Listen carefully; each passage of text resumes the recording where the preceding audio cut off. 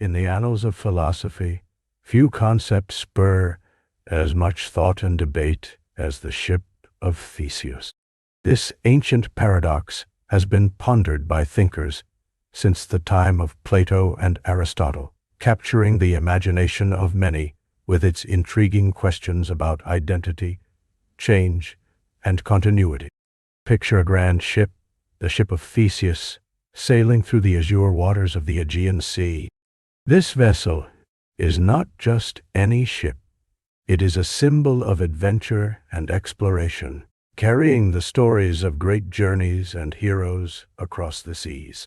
As time goes by, the ship begins to suffer the wear and tear associated with countless voyages. Its wooden planks start to rot, and its sails become tattered. The wise caretakers of the ship decide to preserve its legacy.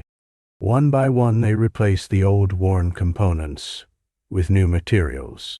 The rotting boards are replaced with fresh timber, and the sails are exchanged for sturdy, vibrant cloth. The ship continues to sail smoothly, a testament to human ingenuity and care. However, this replacement process gives rise to a profound question. Is this vessel still the Ship of Theseus? At first glance, it appears to be the same ship, as it retains the same name and continues to navigate the same waters.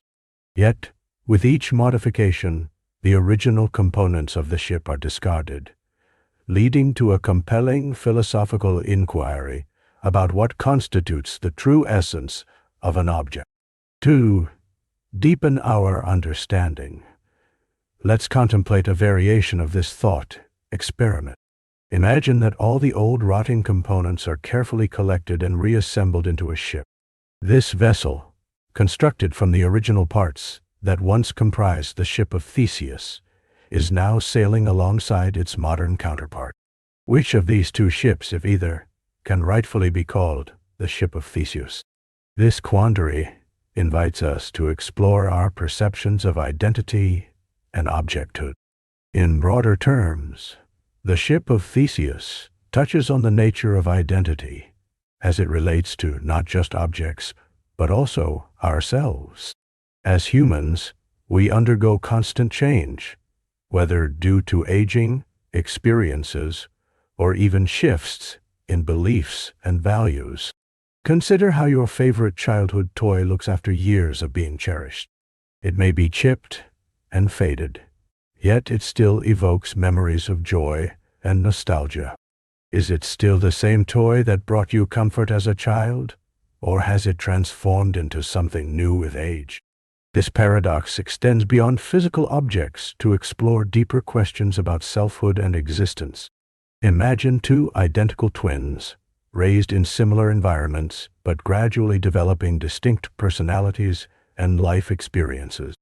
Over time, despite their shared origins, they may become entirely different individuals. What defines your identity? Your memories, your physical appearance, your actions, or a convergence of all these aspects? One striking implication of the Ship of Theseus paradox is how it challenges the notion of permanence. In a world where change is the only constant, how do we anchor our understanding of identity? Consider cities that evolve over the years. Old buildings are torn down, new ones rise, and neighborhoods transform. Yet, the city retains its name and character. When people speak of their hometown, they invoke nostalgia, even if the landscape has drastically shifted. Through this lens, we can also see parallels in technology. Take a smartphone, for example. Over time, parts may be replaced due to wear, or technology updates may render the operating system completely different. However, the phone remains a personal artifact, maintaining a connection to the owner. The Ship of Theseus remains a powerful symbol, not only in the realm of philosophy, but also in our everyday lives. The concept encourages us to question the nature of existence.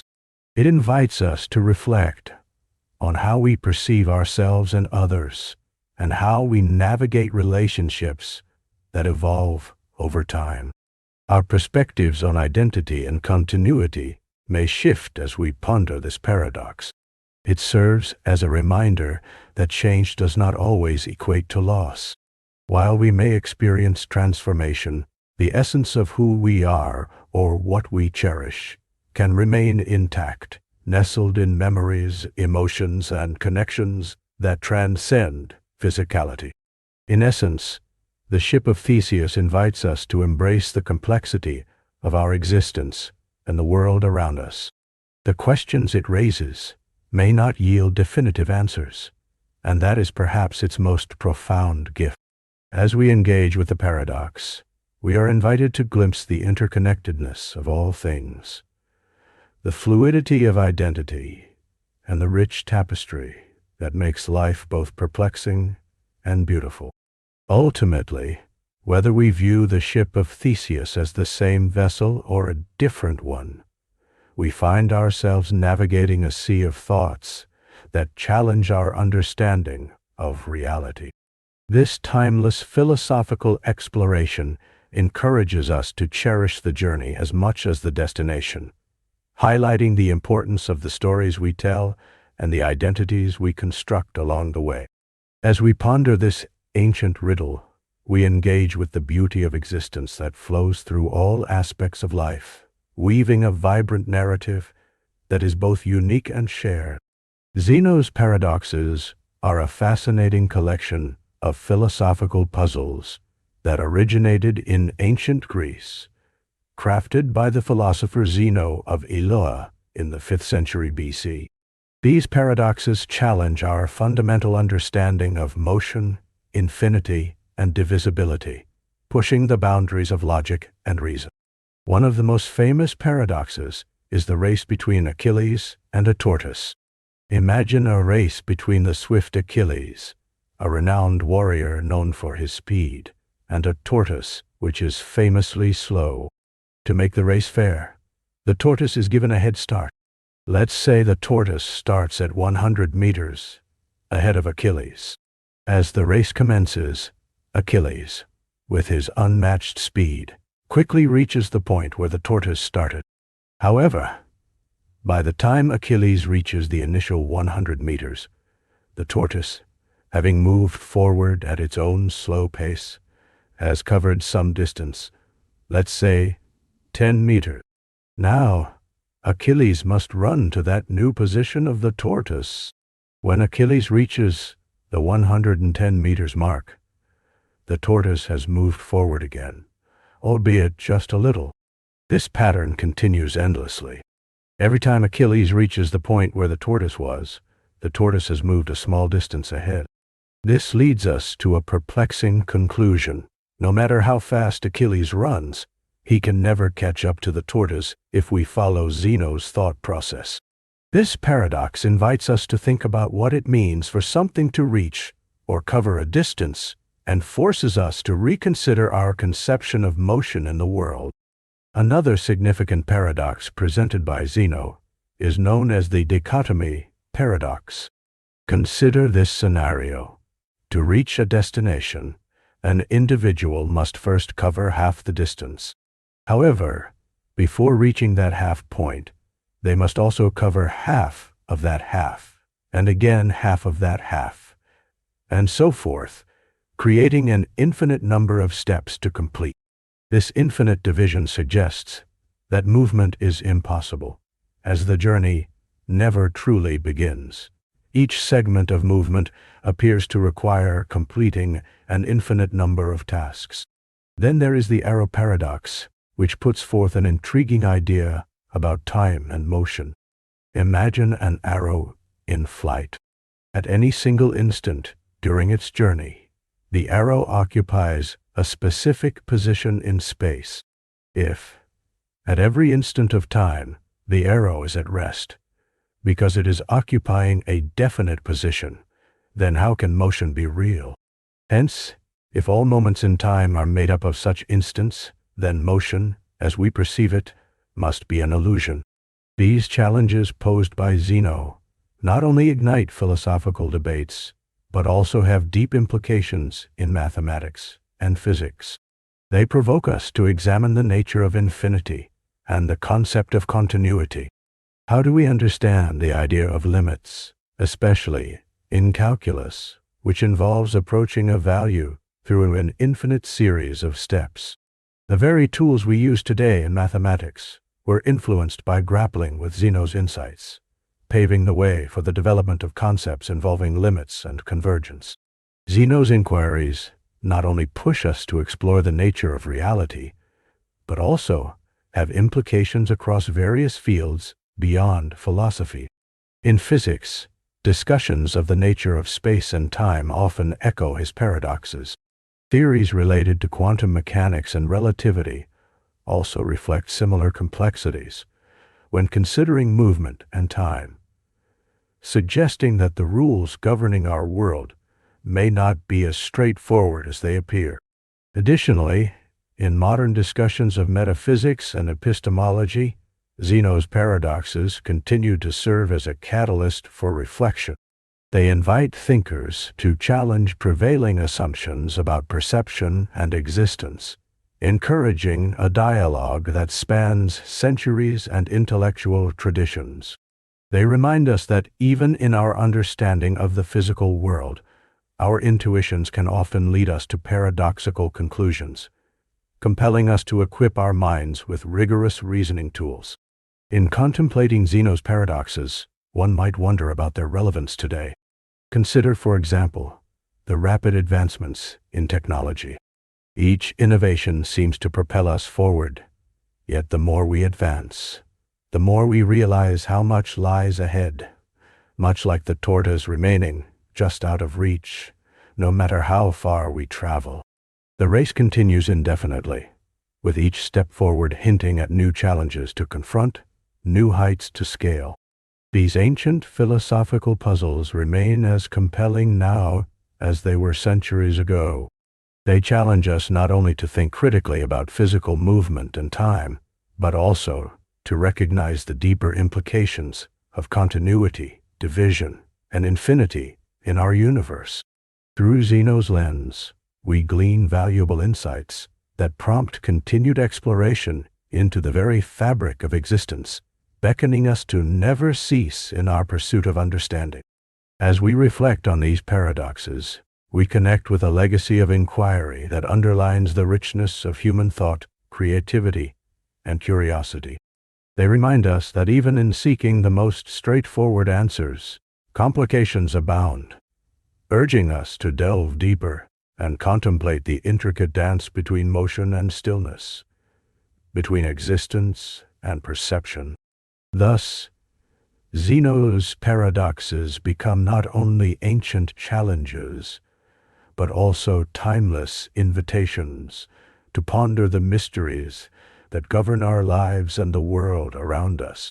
The problem of universals is a fascinating and complex philosophical debate that has intrigued thinkers for centuries.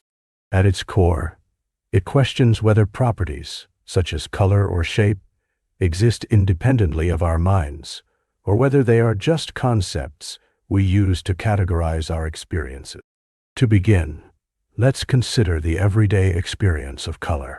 When we see a red apple, we perceive its redness. But what does this really mean? Is the property of redness something that exists in the apple itself, or is it simply a mental construct? This question leads us to the distinction between realism and nominalism, two opposing views in this debate. Realism posits that universals, such as redness, exist independently of the objects that exhibit them. According to this view, when we say something is red, we are referring to a quality that is real and can be found in the world itself. This suggests that there is a form of redness that transcends individual red objects. They share in this universal quality. For example, all red apples, red roses, and red stop signs participate in the universal quality of redness, which exists whether or not anyone is perceiving it. Nominalism, on the other hand, argues that universals do not exist independently. Instead, it suggests that redness is merely a label we assign to a particular experience or collection of red objects. When we see multiple red things, we group them together, creating the concept of redness without assuming that this quality exists outside of our perception. According to nominalists, there is no universal red. There are only individual instances that we collectively recognize as red. The implications of these views extend far beyond colors. Consider the concept of beauty. Some might argue that beauty is an objective quality that exists independently of our judgments. A beautiful landscape, a captivating piece of art, or an appealing person all share an essence of beauty that is acknowledged across cultures and time periods. On the contrary, one could argue that beauty is entirely subjective. What one person finds beautiful, another may not. This leads us back to the problem of universals. Does beauty exist as a universal property, or is it merely a subjective experience? Another example from the realm of mathematics can help illuminate this philosophical inquiry. Consider the proposition of numbers. Are numbers real entities that exist independently in some abstract realm, as realists argue, or are they simply useful concepts that we create to quantify and organize our experiences of the world, as nominalists suggest? When we think of the number 2, is there an actual two-nesses that exists beyond our mental representation of it?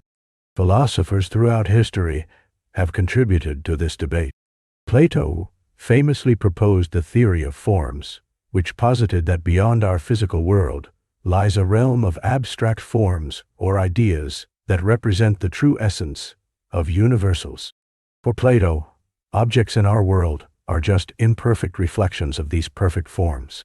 This means that whenever we encounter a red object, we are merely seeing a shadow of the true essence of rednesses that exists in the realm of form.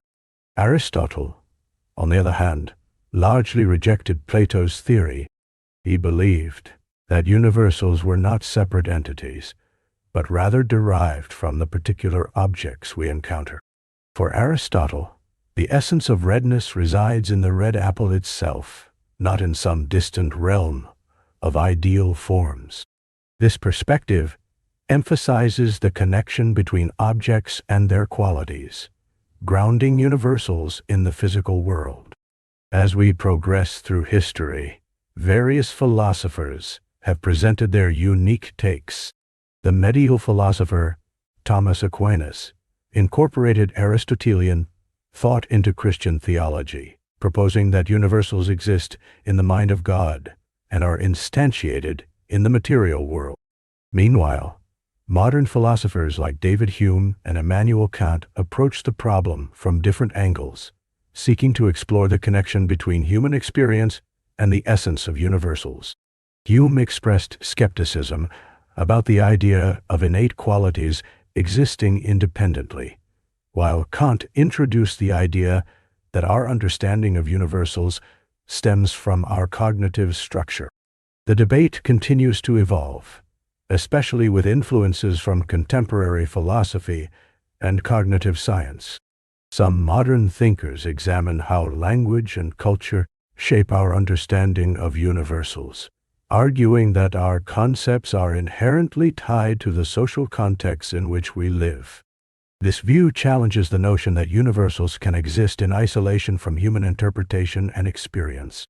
As we reflect on the problem of universals, we recognize the intricate relationship between our minds and the world around us. Whether we lean towards realism or nominalism, what remains clear is that this philosophical inquiry invites us to ponder the nature of reality itself.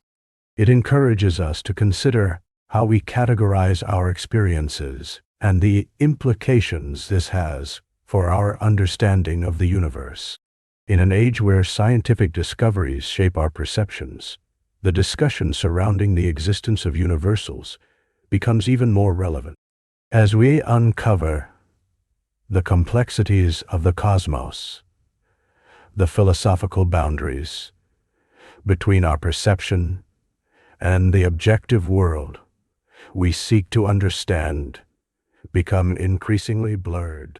Through this lens, the problem of universals reveals itself as not just an abstract debate, but as a vital contemplation of our place in the grand tapestry of existence. It challenges us to delve deeper, to question assumptions, and to appreciate the interconnectedness of thought and reality in a way that enriches our understanding of life itself. Imagine a dark cave, deep underground, where a group of people has been confined since birth.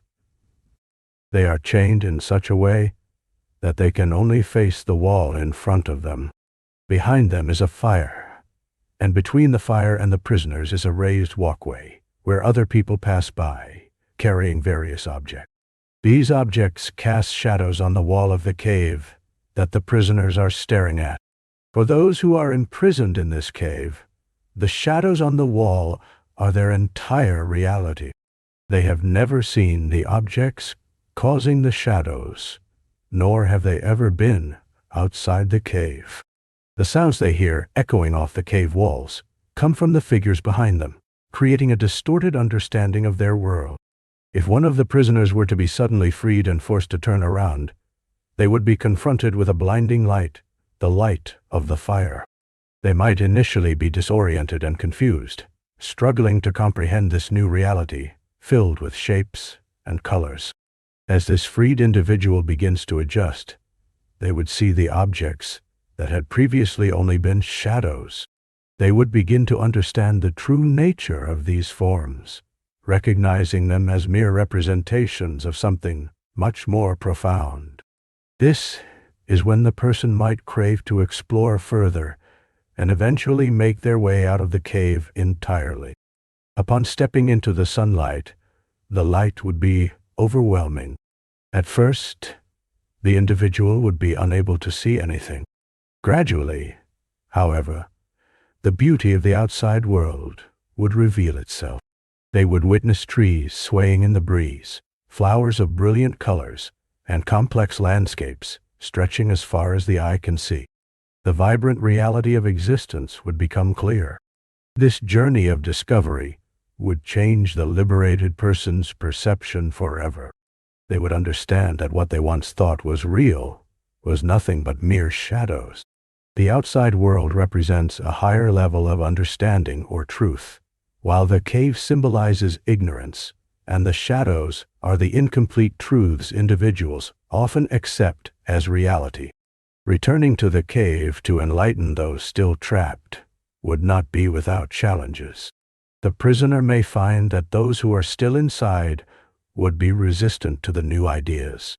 They might fiercely cling to the familiar shadows that they have always known, perceiving any talk of the outside world as ridiculous or frightening.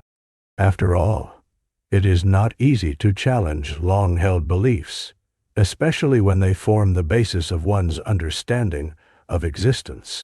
This allegory serves as a powerful metaphor for human perception and the nature of ignorance.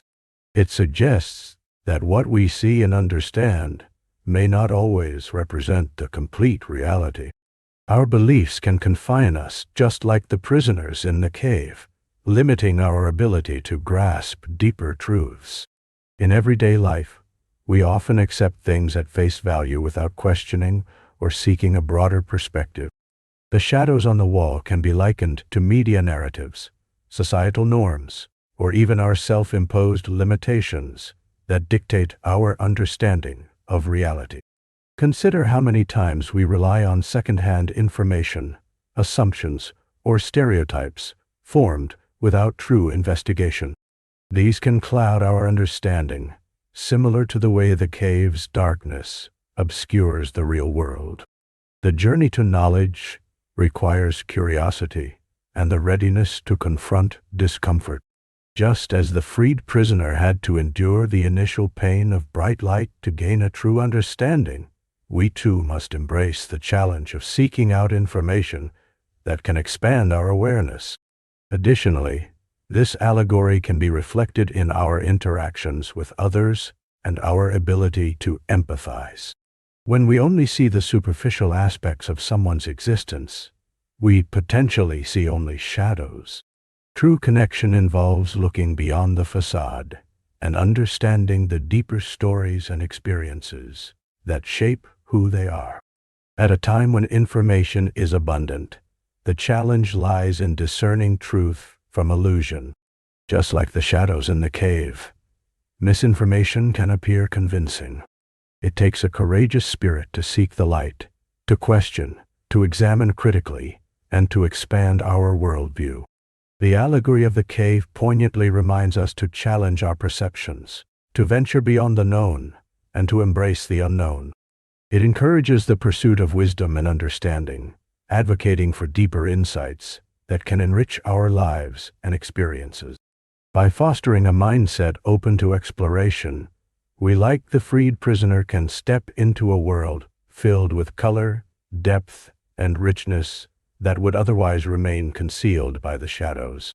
Molyneux' problem is a fascinating thought experiment that delves into the nature of perception, knowledge, and the intricacies of human experience. It was conceived by the philosopher William Molyneux in the late 17th century and has since sparked an enduring conversation among philosophers, psychologists, and neurologists. The core of the problem raises intriguing questions about how we understand and recognize the world around us. Imagine a person who has been blind since birth. Their entire experience of the world has been shaped solely by touch, taste, smell, and sound. This individual possesses a rich mental understanding of various objects based on the tactile sensations they have experienced. They can feel the smoothness of a baseball, the texture of a rough stone, or the metallic coolness of a spoon. Each item has a unique set of characteristics that this person has learned to associate with names and concepts. Over time, they have developed a deep familiarity with these objects, even though they have never seen them. Now, consider a scenario where this person gains the ability to see for the first time. It is an extraordinary moment, filled with awe and wonder. Light fills their eyes, colors pop, and shapes emerge in vivid detail. However, the question arises, when they look at a baseball, will they recognize it as the same object they knew through touch? Will they be able to connect the visual representation with the tactile memories stored in their mind? Molyneux, in framing this problem, suggested that if this newly sighted person looks at a baseball, they may not recognize it as a baseball immediately, despite having an intimate understanding of its characteristics from touch. This leads to further questions about how we interpret sensory information.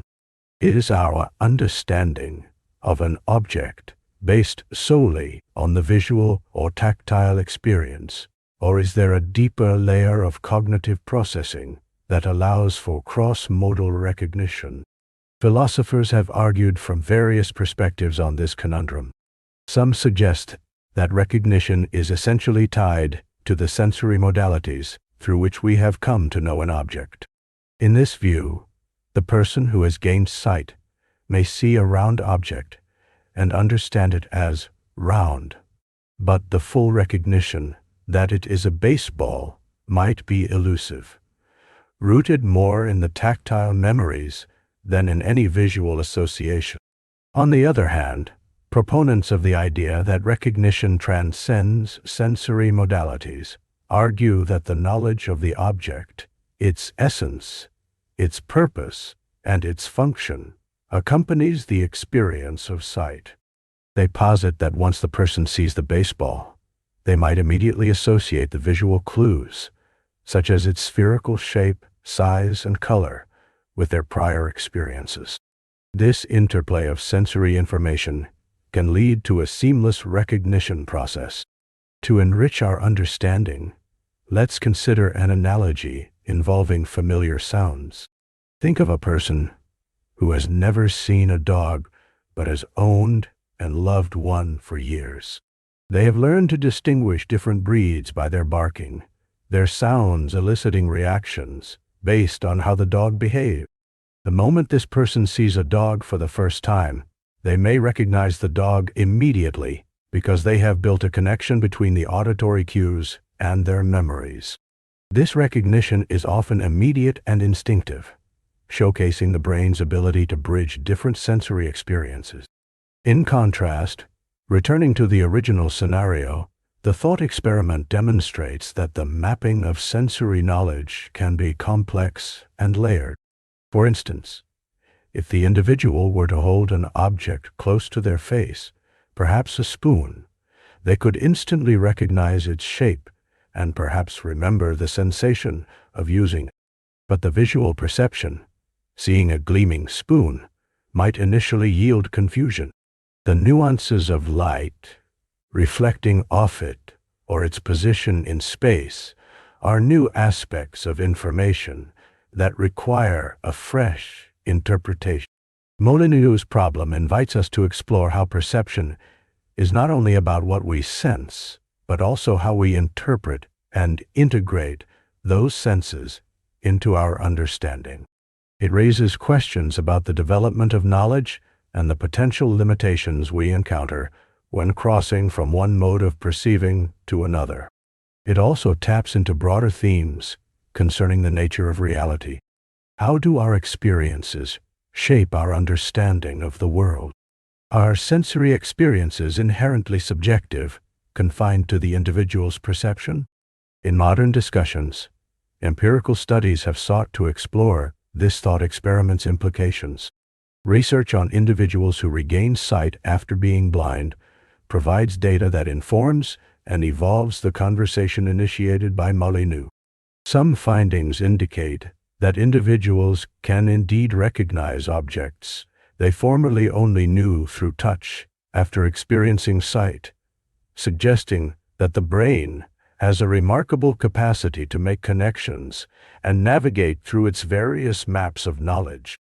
Ultimately, the essence of Molyneux' problem rests not solely in seeking a definitive answer, but in the rich exploration of human experience it inspires. It illuminates the complexities of perception, encourages consideration of how we form knowledge, and encourages appreciation for the wonders of human cognition.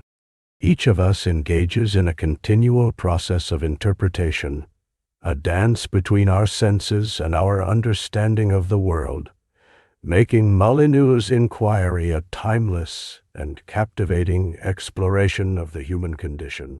The paradox of the heap, commonly known as the Sorites paradox, is a fascinating philosophical problem that challenges our understanding of definitions and classifications. At its core, it delves into how we draw boundaries when categorizing things, particularly those that change gradually. Imagine a pile of grains, such as sand, for instance. If you have a single grain, you would not call it a heap. If you add another grain, and then another, at what point does it transform from just a collection of grains into what we might consider a heap?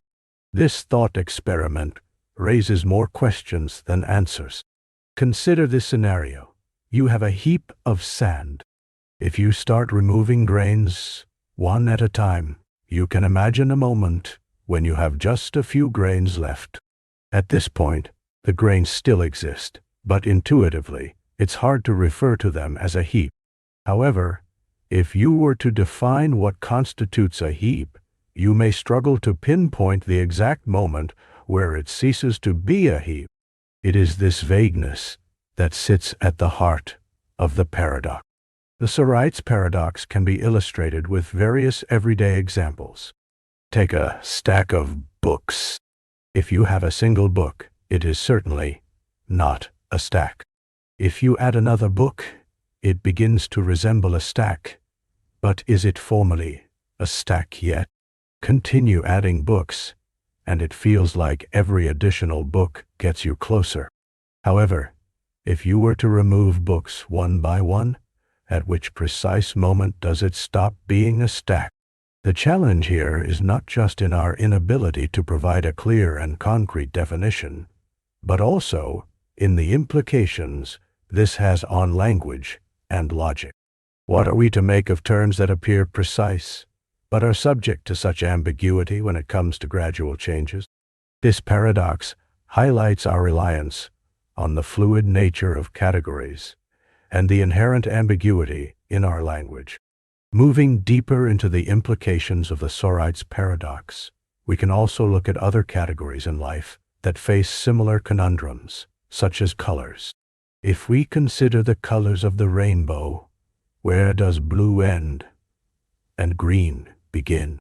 If you have a blue object and gradually change its hue by adding just a touch of green, we may not even notice the difference until it has changed significantly. At what point does it shift from blue to green? The implications of the paradox extend beyond simple exercises of thought, touching on issues found in real-world applications such as law, science, and ethics. For instance, in legal contexts, what defines a crime? If one tiny action is not classified as a crime, then adding actions together could lead to a situation where there is uncertainty about when a series of actions forms a crime. Philosophers, through ages, have grappled with the Sorite's paradox. Ancient Greek philosophers, like Eubulides of Miletus, first articulated the problem, and since then, various solutions and interpretations have emerged. Some propose that we discover ways to bypass strict definitions, arguing for a more contextual or relative understanding of terms, while others suggest that language itself fails in capturing such nuances. Engaging with the paradox encourages us to reflect on our thought processes and how we relate to the world around us. It reminds us that language, while a powerful tool for communication, has its limits, and our understanding is often dictated by contextual observations rather than clear-cut definitions.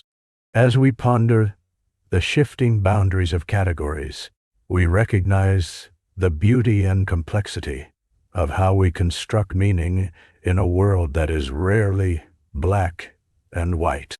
The paradox is not merely an abstract philosophical problem. It encourages deep consideration of our perceptions and judgments. As we navigate through life, we often encounter these gray areas, challenging us to think critically about our assumptions. This exploration invites us to embrace uncertainty and recognize the richness that comes from questioning our understanding. Ultimately, the Sorite's paradox serves as a powerful reminder of the intricacies involved in classification and definition. As we confront these philosophical dilemmas, we build a deeper awareness of the multifaceted nature of language, perception, and reality. The beauty of pondering such thoughts is found in the journey itself, encouraging curiosity and reflective thinking about the world we inhabit. Thus, as we explore these concepts, we can appreciate the profound layers of meaning that exist just beneath the surface. Our experience of reality may not always comfortably fit into rigid definitions. Instead, it may require us to embrace the ambiguity and fluidity that characterizes existence. Understanding the Sorite's paradox fosters a greater appreciation for the complexities of life and the varying shades of meaning that accompany our conversations, thoughts, and interactions. Through this exploration, we deepen our insights and enhance our capacity to engage with the world more thoughtfully. The Gettier Problem is a significant philosophical challenge that questions our traditional understanding of knowledge. To appreciate this topic fully, it is helpful to start with the classic definition of knowledge, which is that knowledge is traditionally defined as justified, true belief. This means that for someone to claim they know something, three conditions must be fulfilled. First, the belief must be true. Second, The person must believe in that truth. Third, there must be justification for that belief, which typically means having good reasons or evidence supporting it. However, the Gettier Problem, named after the philosopher Edmund Gettier, presents scenarios that reveal a flaw in the simplified definition of knowledge. The core idea is that there can be cases where all three criteria are met: justification, truth, and belief. But it still feels incorrect to say that the person truly has knowledge. Let us explore a couple of examples to illustrate this intriguing philosophical conundrum. Imagine a simple scenario involving a man named Smith. Smith is applying for a job and has good reason to believe that the person who will get the job has 10 coins in their pocket. Based on this belief, Smith confidently asserts the person who will get the job has 10 coins in their pocket. Now, unbeknownst to Smith, the person he is talking about does have 10 coins in their pocket. But it is not the reason Smith thought. Perhaps this person was initially in the running for the job but was eliminated from consideration before the hiring decision. Nevertheless, Smith's belief is true and justified based on his reasoning. Yet it seems wrong to conclude that Smith truly knows that the person who will get the job has 10 coins in their pocket. This situation exemplifies how justified true belief can still fail to constitute knowledge. Smith's assertion is based on incorrect premises, and thus, while he is justified in his belief and it happens to be true, the connection to knowledge is absent. It leads one to question what constitutes true knowledge if justified true belief can fail in specific scenarios. In another example, consider a man named Jones who believes that the vehicle outside his window is a Ford. Jones sees a Ford emblem on the vehicle and hears the engine running. Based on this evidence, he confidently states this vehicle is a Ford. However, what Jones doesn't know is that the vehicle has been cleverly modified to appear as a Ford, yet it is actually a different make altogether.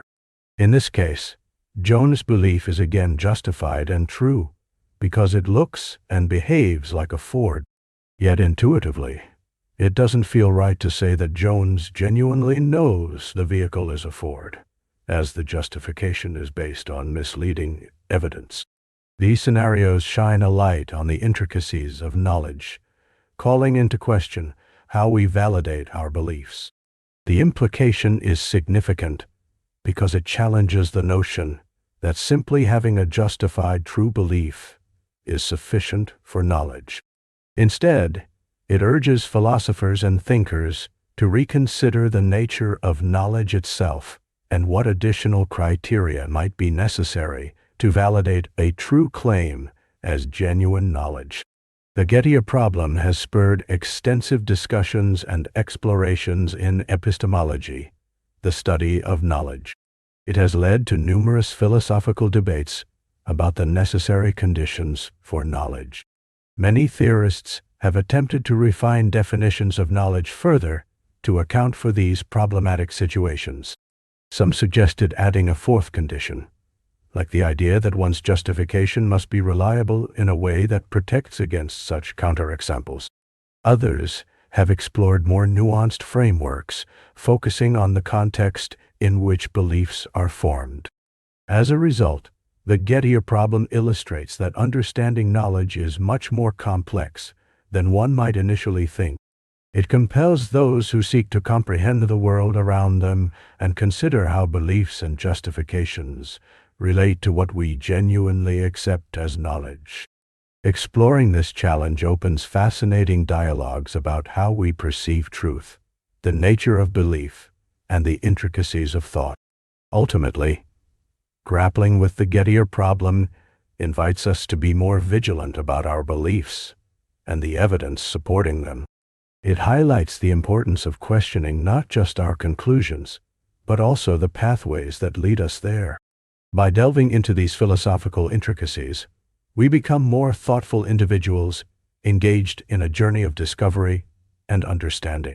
This exploration ultimately enriches our thinking and encourages a deeper inquiry into the nature of knowing and believing, shaping our broader comprehensiveness of reality in which we dwell. The problem of other minds is a captivating philosophical dilemma that proves the nature of consciousness and our ability to understand the minds of others. This question can seem simple at first glance. After all, we see and interact with countless beings in our daily lives. We have conversations with them, share thoughts, and express feelings. We assume, based on our own experiences, that these beings possess minds similar to ours.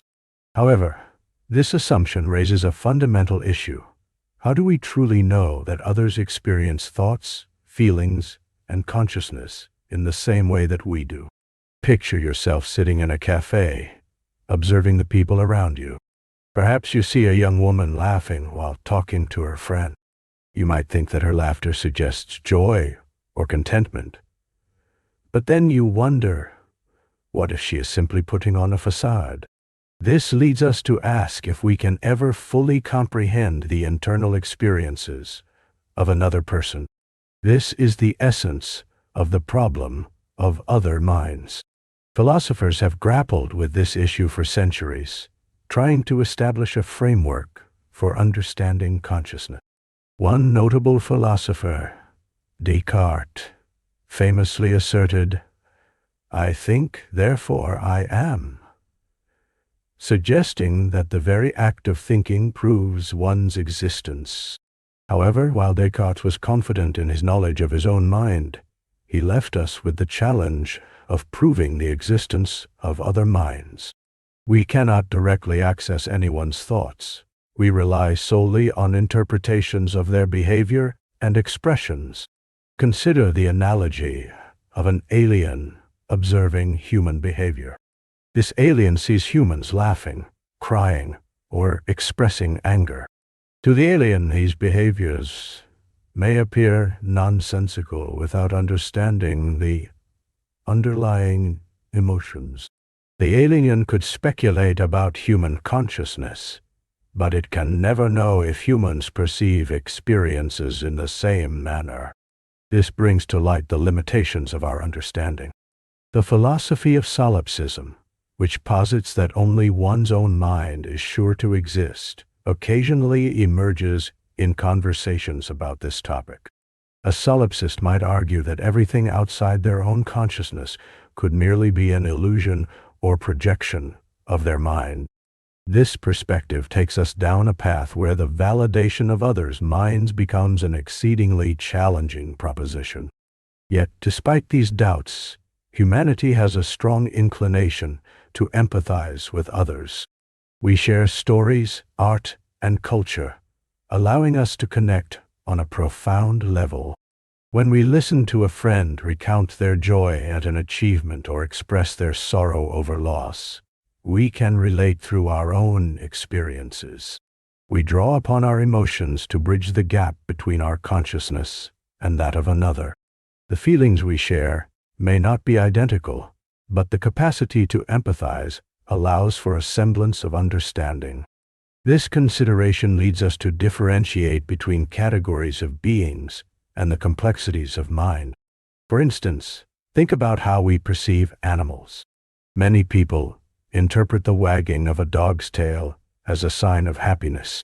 A cat's purr can signal satisfaction. Yet, how do we truly know what dogs or cats experience in their minds? Scientific studies have provided insights into animal behavior, indicating that many creatures possess emotions and forms of intelligence. But understanding their subjective experiences remains elusive. Moreover, the exploration of artificial intelligence adds another layer to the problem of other minds. As we develop increasingly sophisticated AI systems, we face the question of whether these machines might possess consciousness in any form. When an AI responds to a question nuancedly or mimics human behavior, we wonder if it has its own understanding or just operates based on programmed algorithms.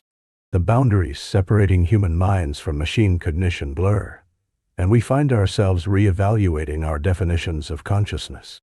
In essence, the problem of other minds invites us to examine not only how we perceive others, but also what it means to be conscious. Are our interpretations accurate reflections of others' minds, or are they merely projections of our own experiences? These questions encourage us to engage in deep reflection about empathy, understanding, and the complex web of consciousness that binds us all together. As we navigate our relationships and encounters with others, we can embrace the uncertainty inherent in the human experience. Acknowledging the limitations of our knowledge might encourage us to be more compassionate and open-minded. We might foster deeper connections by accepting that while we cannot entirely know another's inner world, the effort to understand and relate to each other is what truly enriches our relationship. The problem of other minds thus serves as a critical reminder of the intersection between philosophy, psychology, and everyday life. It prods us to reflect on the nature of consciousness and challenges us to consider the richness of our interaction. As you contemplate the relationships in your life, you may find that the mystery of other minds is not necessarily a barrier, but rather an invitation to explore the beauty of connection and shared experiences. Our understanding of consciousness, though limited, fuels our curiosity and drives us to forge meaningful bonds in a complex and diverse world. Imagine a world where every happiness is a button away. This is the foundation of the experience machine, a thought experiment proposed by philosopher Robert Nozick. Picture a device that can immerse you in a realm of artificial pleasure where you can choose any experience, create any narrative, and live out your wildest dreams without any of the hardships or pains that often accompany real life. You simply lie back, connect to the machine, and the experience begins. In this alternate reality, you could live the life of a famous artist, travel the world, or even be someone who has achieved all their life goals. Wouldn't it be tempting to slip into such ecstasy without the struggles associated with reality? Many might say yes, perhaps envisioning a life filled with joy, adventure, and personal triumph. But Nozick challenges us to consider if this artificial happiness can ever truly compare to the richness of real-life experiences. Consider the difference between reading a captivating book and living the adventures portrayed in its pages. Although both can evoke strong emotions and a sense of fulfillment, there is an undeniable difference in the essence of the experience itself. The act of living encompasses connections with other people, the beauty of the world around us, and even the growth that comes from facing challenges. While the experience machine may offer blissful moments, it cannot replace the authenticity of our lived experiences. What is it that you cherish most in life? Is it the ability to forge genuine connections with family and friends? Perhaps it's the satisfaction that comes from achieving a personal goal, or the joy of collaborating on a meaningful project. Each of these experiences requires struggle, effort, and sometimes even pain. They are not simply emotions we consume, but rather events we engage in that shape who we are. Nozick prompts us to think deeply about the nature of happiness. Is it merely a pleasurable feeling, or does it also encompass a relationship with reality, with the people around us, and with ourselves? When we reflect on our most meaningful moments, we often find they are colored by a spectrum of emotions. Joy, sadness, struggle, and triumph all intertwine to create a tapestry of life. Imagine a world solely filled with pleasure. Would true joy even exist if there were nothing to compare it to? Life's adversities, often grant us insights and appreciation that make the positive moments even more fulfilling. The story of our lives is not just about personal satisfaction. It also encompasses the journey, the relationships we nurture, and the impact we have on others. When we think of our happiness, it may help to look at various aspects of fulfillment. Picture the friendships forged over time, built through shared laughter, adversity, and countless memories. Would those connections hold the same value in a simulated reality? The bonds we create often draw strength from the challenges we navigate together. What about growth? The potential for change and development comes from the mistakes we make and the resilience we build over time. It might not always feel pleasant, yet those moments are often the catalysts that shape our characters. The struggles we face provide context and meaning to our successes, adding dimensions to our lives that a simulated experience could never replicate. Furthermore, think about how our choices and actions reflect who we are. In a world dominated by artificial pleasure, our decisions may lose their significance. When every experience is predetermined, the richness of personal agency fades, leaving us with a hollow semblance of existence. Our lives are fundamentally characterized by choices, and navigating the consequences of those choices adds depth to our narratives. The experience machine raises questions about authenticity and what it means to genuinely live. Would you trade your unique journey, complete with its ups and downs, for a series of pre-packaged thrills, tailor-made to seduce your senses?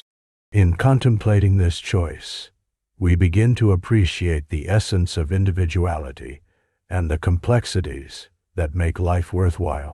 Moreover, Nozick's thought experiment underscores an essential aspect of our humanity: the desire to engage with reality, with its full spectrum of emotions. We yearn for real experiences, flawed yet beautiful, challenging yet rewarding. The experience machine, while enticing, presents a sterile alternative devoid of life's vibrant unpredictability. Ultimately, Nozick invites us to reflect on our own values. What does a meaningful life truly mean to us? What is the importance of authenticity? And how do we define happiness? In engaging with these questions, we can find clarity around our own desires, choices, and the paths we choose to tread.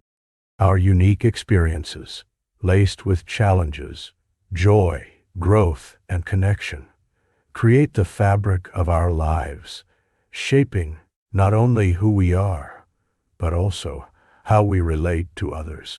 In this exploration of existence, the debate surrounding the experience machine offers rich insights. Life is not merely about the pursuit of pleasure. It is about experiencing the full spectrum of what it means to be alive, embedded in the relationships, choices, and emotions that indulge our spirits. Thus, we are reminded that the beauty of living lies not just in joy, but in the very act of engaging with the complexities of life itself. The trolley problem is a fascinating moral dilemma that has intrigued philosophers, ethicists, and ordinary people alike for many years.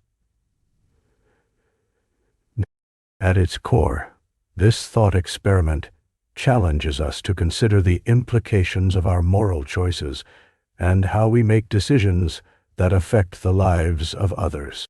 The scenario presents a runaway trolley heading down a track toward a group of 5 people who are tied up and unable to move. The troubling question arises: should you pull a lever to divert the trolley onto another track where it would kill just one person instead? This situation presents a stark choice between 2 ethical frameworks: utilitarianism and deontological ethics. Utilitarianism is often associated with the idea of maximizing overall happiness and minimizing suffering. A utilitarian would argue that pulling the lever to divert the trolley is the morally right action, as it results in the death of one person instead of 5. This perspective focuses on the consequences of actions and seeks to produce the greatest good for the greatest number. In this case, saving 5 individuals at the cost of 1 represents a net gain in lives saved. On the other hand, we have deontological ethics, which emphasizes the morality of actions themselves rather than their outcomes. From this standpoint, some may contend that it is wrong to actively intervene and cause the death of an individual, regardless of the potential positive outcome of saving multiple lives. A deontologist might argue that pulling the lever involves making a moral choice to intentionally harm an innocent person, which violates moral principles regarding the sanctity of life. In this view, the act of diverting the trolley is an unjustifiable action, even if it seems beneficial in terms of overall numbers. The trolley problem isn't just a theoretical exercise. Its implications reach into daily life and the decisions we face. Although most of us may never encounter an exact situation like this, we frequently make choices that involve weighing the well-being of others against our moral principles. Consider, for instance, situations in healthcare where medical professionals must allocate resources. If limited resources can save a greater number of lives in one treatment over another, how should these decisions be made? The thought process mirrors that of the trolley problem, as it requires a balance between outcomes and moral duties. Variations of the trolley problem further highlight the complexities of ethical decision-making. One such variation introduces a fat man scenario, where instead of pulling a lever, the only way to save the 5 people is to push a large individual off a bridge in front of the trolley, stopping it in its tracks. This alteration intensifies the emotional and moral distress, as it involves a more direct and personal act of harm. Many people hesitate at this version, reflecting the deep-rooted beliefs that influence their decision-making. Philosophers have used these scenarios to explore the limits of our ethical intuitions. Studies show that people often hesitate to make choices that directly harm others, even for utilitarian reasons. This human tendency reveals the complexities of our moral frameworks and how emotions play a crucial role in ethical decision-making. Factors such as empathy, social norms, and personal beliefs can influence our choices, making morality a deeply individual experience. The discussion around the trolley problem extends beyond philosophy and into real-world application. In fields such as artificial intelligence, engineers and ethicists grapple with how to program autonomous vehicles to respond in emergency situations, often invoking variations of this moral conundrum. If a self-driving car must choose between the lesser of 2 harms, how should it be programmed to respond? The trolley problem encourages deeper reflection on our values and ethical beliefs, compelling us to examine how we weigh consequences against moral duties. It also emphasizes the importance of dialogue about moral philosophy, inviting diverse perspectives and interpretation. The more we explore these ideas, the more we understand the intricacies of human behavior and the ethical landscapes that shape our choices. In essence, the trolley problem serves as a metaphor for the dilemmas we encounter in life, dilemmas that challenge us to reflect on the nature of our choices and the consequences that follow. It underscores the importance of considering not just the outcomes of our actions, but the moral implications inherent in the decisions we make. The philosophical discourse surrounding the trolley problem is not just about trains and tracks. It is a gateway into discussions about morality, ethics, and the human condition. By engaging with these complex ideas, we can cultivate a deeper understanding of ourselves and the values that guide us. Plato's theory of forms is a fascinating exploration of reality and existence, presenting an idea that has intrigued philosophers for centuries. At its core, this theory posits that the world we experience through our senses is not the ultimate reality. Instead, It suggests that everything we see around us is just a shadow or reflection of something much more profound, an idealized version that exists in a higher abstract realm.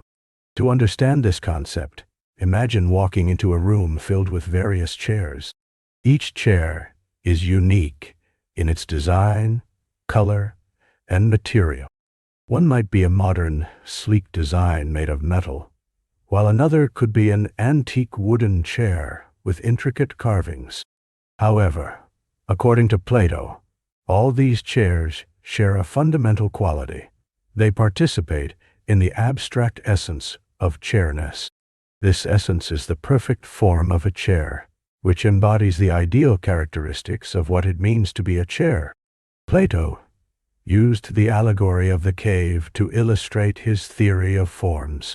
He described prisoners who have been chained inside a dark cave for their entire lives, unable to turn their heads. The only thing they see are shadows projected on the wall in front of them, created by objects passing in front of a fire behind them. For these prisoners, the shadows represent their entire understanding of reality. However, once one prisoner is freed and ventures outside the cave, he discovers the world of tangible objects, including the sun, which illuminates and gives life to everything around him. This journey symbolizes the philosopher's path towards enlightenment and the recognition of the higher reality of forms. In the realm of forms, the ideal chair does not exist in a physical space. Instead, it is an abstract concept, a perfect idea that transcends time and space.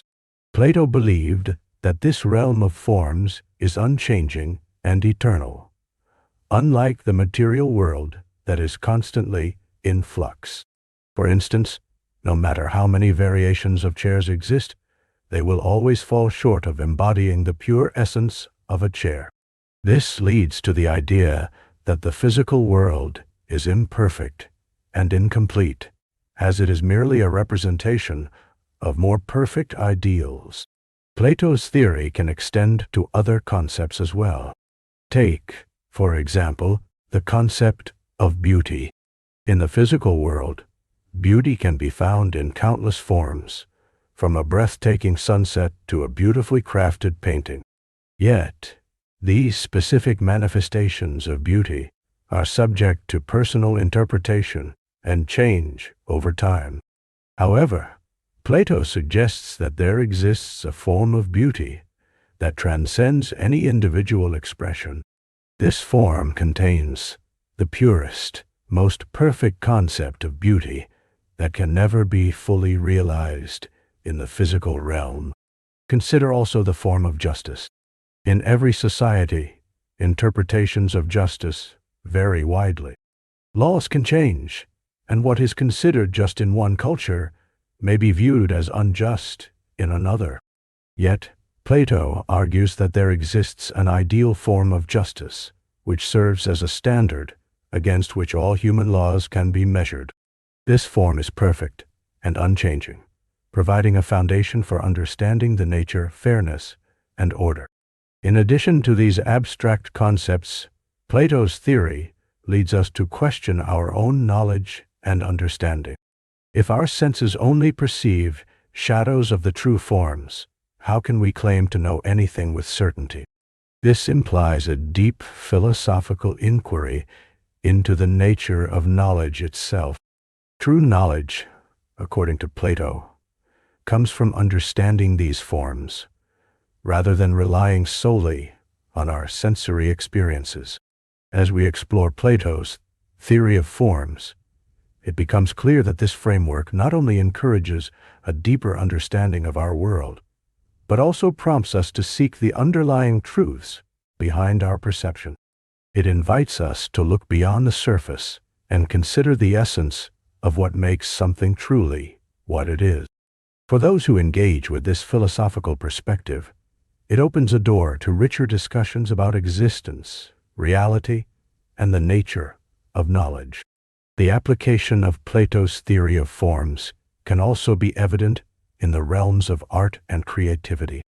Artists often strive to capture the essence of a subject, whether it be a landscape, a person, or an object. While they may never fully replicate the perfect form of their subject, their artistic expression seeks to resonate with its ideal qualities. This creates an engaging dialogue between the physical manifestation and the abstract concept, allowing viewers to appreciate the beauty in both the tangible and intangible aspects. In essence, Plato's theory of forms encourages us to explore the connection between the world we see and the deeper ideals that govern it. It serves as a reminder that while our experiences may be limited to shadows, the pursuit of understanding these abstract truths can lead to a richer and more meaningful exploration of existence. Through this lens, we find a profound appreciation for both the beauty of our physical world and the elegance of the higher realities that lie beneath its surface. As we engage with these ideas, we are reminded of the endless possibilities of thought and the quest for knowledge that defines the human experience. Blaise Pascal, a prominent 17th-century French philosopher, mathematician, and physicist, is best known for his multifaceted contributions to various fields. However, one of his most intriguing ideas comes from his thoughts on faith and belief, encapsulated in what is often referred to as Pascal's wager. This idea is less about the hard evidence for the existence of God and more about a pragmatic approach to belief, which emphasizes the risks and rewards associated with either believing in God or not. Pascal begins his argument by presenting a fundamental choice: to believe in God or not. At first glance, this may seem like a simple matter, but Pascal dives deeper into the implications of each choice. To frame this in an accessible way, let's think about it in terms of a gamble, something familiar to many people. Imagine you are at a betting table, and you have to decide whether to place your bet on a certain outcome. The stakes are high, and the outcomes could lead to vastly different futures. If you choose to believe in God and live your life based on that belief, Pascal argues that you stand to gain eternal happiness if God exists. Consider the potential rewards here. Believing in God could lead to a life filled with moral guidance, a sense of community among fellow believers, and the possibility of an afterlife characterized by joy and fulfillment. On the other hand, if you choose to believe in God, and it turns out there is no God, the loss you incur is relatively minimal. You may have sacrificed some earthly pleasures or experienced restrictions on certain behaviors, but ultimately, your investment has not resulted in any catastrophic loss. Now, consider the alternative. If you decide to dismiss or not believe in God, the consequences become more complex. If God exists, your decision not to believe can lead to severe repercussions, according to Pascal's perspective. This could mean eternal separation from divine joy, and the potential anguish of not having made the right choice in the face of eternity. Conversely, if you don't believe in God, and it turns out there is no God, then you have gained some immediate pleasures, and perhaps a sense of freedom from restrictive beliefs. In a simple cost-benefit analysis, Pascal argues that the potential loss of eternal suffering outweighs the temporary pleasures gained from disbelief. Thus, the rational choice, according to Pascal, is to believe in God. He emphasizes that this belief is not necessarily based on tangible evidences, but rather on the strategic considerations of risk management, an approach that resonates in many decision-making scenarios beyond theology. Pascal understood that faith is not merely a question of evidence, but of personal investment and commitment, which adds another layer to his argument. He suggested that those who are unsure of God's existence might take a leap of faith, not because they are convinced, but because believing could lead them to experience a more fulfilling and meaningful life. This leap of faith could involve engaging in practices associated with faith, such as prayer, community worship, and moral living, which might in turn deepen one's belief or enhance one's sense of purpose. Some people might find themselves asking whether such an approach is genuine or an authentic expression of faith. Can someone truly believe in the divine merely as a safeguard against the risk of eternal loss? Pascal addresses this by suggesting that the act of seeking belief, coupled with the practice of faith, could lead to genuine transformation. By living as though you believe, you might open yourself up to experiences and insights that reinforce that belief. Despite the simplicity of Pascal's wager, it raises profound ethical and philosophical questions. It leads us to reconsider what it means to live a life guided by principles, whether those be religious or secular. It also prompts reflection on how we make decisions when faced with uncertainty, often weighing possible outcomes, risks, and rewards. Over time, the wager has sparked considerable discussion.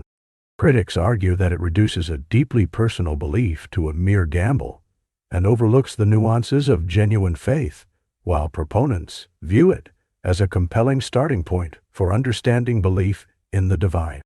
Regardless, Pascal's wager invites individuals to reckon with their beliefs in a way that balances logic with personal introspection, urging them to think seriously about the implications of their choices.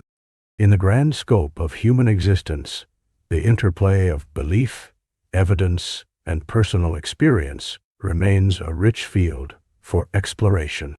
Whether one adheres to religious faith, philosophical skepticism, or a blend of both, Pascal's insight serves as a reminder of the importance of deliberating on values and choices in a world filled with uncertainties. Ultimately, it encourages a thoughtful engagement with life's most fundamental questions about purpose, meaning, and the nature of our beliefs. Pascal's wager, therefore, stands as a thought-provoking proposition that continues to resonate through the ages, prompting each of us to consider our own stakes in the choices we make, in faith and beyond.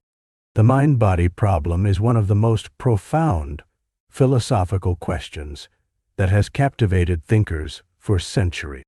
At its core, it seeks to understand how our mental states, such as thoughts, feelings, beliefs, and sensations, connect with the physical body and brain that experience these states.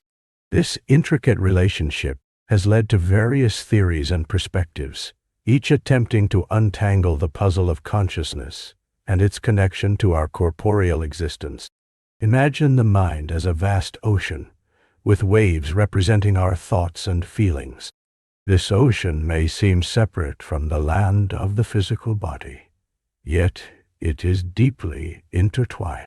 The water reflects what happens on land, and in turn, the land is shaped by the ocean's movements. In this metaphor, the question arises, how do the waves of our mental experiences interact with the solid ground of our physical being? Historically, two primary views emerged in the debate regarding the mind and body. The first is dualism, famously championed by philosopher René Descartes. Dualism posits that the mind and body are distinct and fundamentally different substances. The mind is non-physical, while the body is physical. One can think of dualism as a belief that the mind is like a ghost residing in a machine. According to this view, when you feel pain or joy, these experiences arise within the non-physical mind, yet they manifest through physical responses in the body. It sparks fascinating questions about how these two different realms communicate. If the mind is like a ghost, how does it influence the physical processes that make our bodies move? On the other side of the debate, materialism or physicalism offers a contrasting perspective. Advocates of this view argue that everything, including the mind, can be explained in terms of physical processes and brain activity. Think of the brain as a complex computer, where every thought, feeling, and sensation corresponds to electrical signals and chemical reaction. In this model, there is no need to posit a separate non-physical mind. Instead, mental states are entirely reducible to physical states.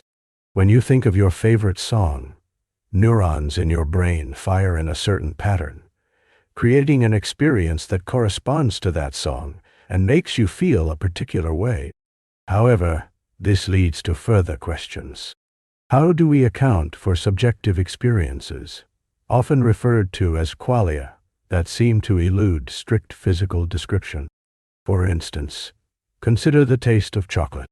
While we can describe the chemical composition of chocolate, the unique and rich experience of savoring it is something that goes beyond simple physical explanations. This challenge has prompted philosophers to explore various alternatives to both dualism and materialism, leading to a lively discourse in contemporary philosophy of mind. One compelling alternative is panpsychism, which suggests that consciousness is a fundamental feature of everything in the universe. According to this perspective, even the simplest particles may possess a form of consciousness. Just as traits like mass and charge are inherent to physical entities, so too may some level of awareness be part of the fabric of reality.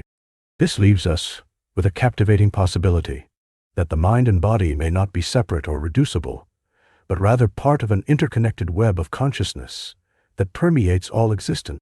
Another popular concept is emergentism, which proposes that the mind emerges from complex physical interactions within the brain, but cannot be reduced simply to them. Imagine a flock of birds in the sky. Each bird follows simple rules of movement, but the flock's behavior appears as a single entity, flying and shifting together in ways that are unpredictable when examining an individual bird alone. Similarly, our consciousness may emerge from the intricate workings of billions of neurons interacting, resulting in rich and nuanced experiences that cannot be fully understood by analyzing each neuron in isolation. Throughout history, the mind-body problem has inspired not only philosophical inquiry, but also scientific exploration. Neurology, psychology, and cognitive sciences have all sought to illuminate the relationship between mental states and physical processes. Advances in brain imaging technology have shed light on which areas of the brain correspond to different mental activities. For example, scientists have identified specific regions that activate during decision-making or emotional responses. These discoveries offer a tantalizing glimpse into how our thoughts and feelings correlate with the physical structure of our brains. As we explore the complexities of the mind-body relationship, it becomes clear that this debate is more than just an intellectual exercise. It raises profound questions about identity, personal experience, and the nature of reality itself. What does it mean to be conscious? How do we define ourselves in relation to our bodies? Can we exist as something beyond our flesh and bone? Consider the implications of these questions in everyday life. When you engage in a passionate conversation with a friend, sharing ideas and emotions, are you simply a biological organism reacting to stimuli? Or are there deeper layers of existence at play, interweaving thoughts, emotions, and sensory experiences that forge profound connections between people? As you ponder these concepts, remember that the mind-body problem continues to evolve. Each theory sheds light on a different angle of this intricate relationship, and there remains much to discover. Whether you lean towards dualism, materialism, panpsychism, or emergentism, embodying the human experience encompasses a vast spectrum of thoughts and sensations. Ultimately, the exploration of the mind-body problem invites us to delve deeper into our existence, encouraging us to appreciate the rich tapestry of consciousness that colors our every experience in the world around us. Moral luck is a fascinating concept that invites deep reflection on the nature of moral judgment. It refers to the idea that individuals can be assessed for their actions and decisions based on factors that are largely outside of their control. This notion raises essential questions about fairness, responsibility, and the very foundation of our moral evaluations. Imagine two drivers on a rainy night. One driver navigates the slick roads carefully, and despite their prudent driving, they are involved in a collision due to a tree that unexpectedly falls onto the road. The other driver, driving recklessly under the same weather conditions, arrives home safely without incident. In this scenario, the first driver faces unforeseen consequences, while the second one enjoys an undeserved sense of safety. The moral implications of their actions seem uneven. Can we fairly judge the first driver for being involved in an accident caused by factors beyond their control? This scenario leads us to consider how we attribute praise and blame. Our instinct might be to judge people based on their outcomes. Yet moral luck challenges us to rethink this automatic response. Just as the drivers operated within the constraints of a perilous situation, we all navigate through life amid uncertainties. Decisions are often influenced by external circumstances that we cannot foresee or control, raising questions about whether it is just to assign moral worth based on these outcomes. Delving deeper, moral luck is often categorized into four main types. The first is resulting luck, which refers to how the consequences of an action can shape our moral judgment. For instance, a parent may struggle between the decision to discipline a child for misbehavior. If that child grows up to be a kind and successful adult, the parent may receive praise for their approach. However, if the child faces difficulties later in life, the parent's decisions may come under scrutiny, regardless of the intent behind those actions. The second type of moral luck is constitutional luck, which relates to the attributes and dispositions with which an individual is born. For example, consider two individuals facing addiction. One may have a genetic predisposition that makes them more susceptible to substance abuse. The moral judgment we apply may differ between them and another person who does not suffer from such predisposition.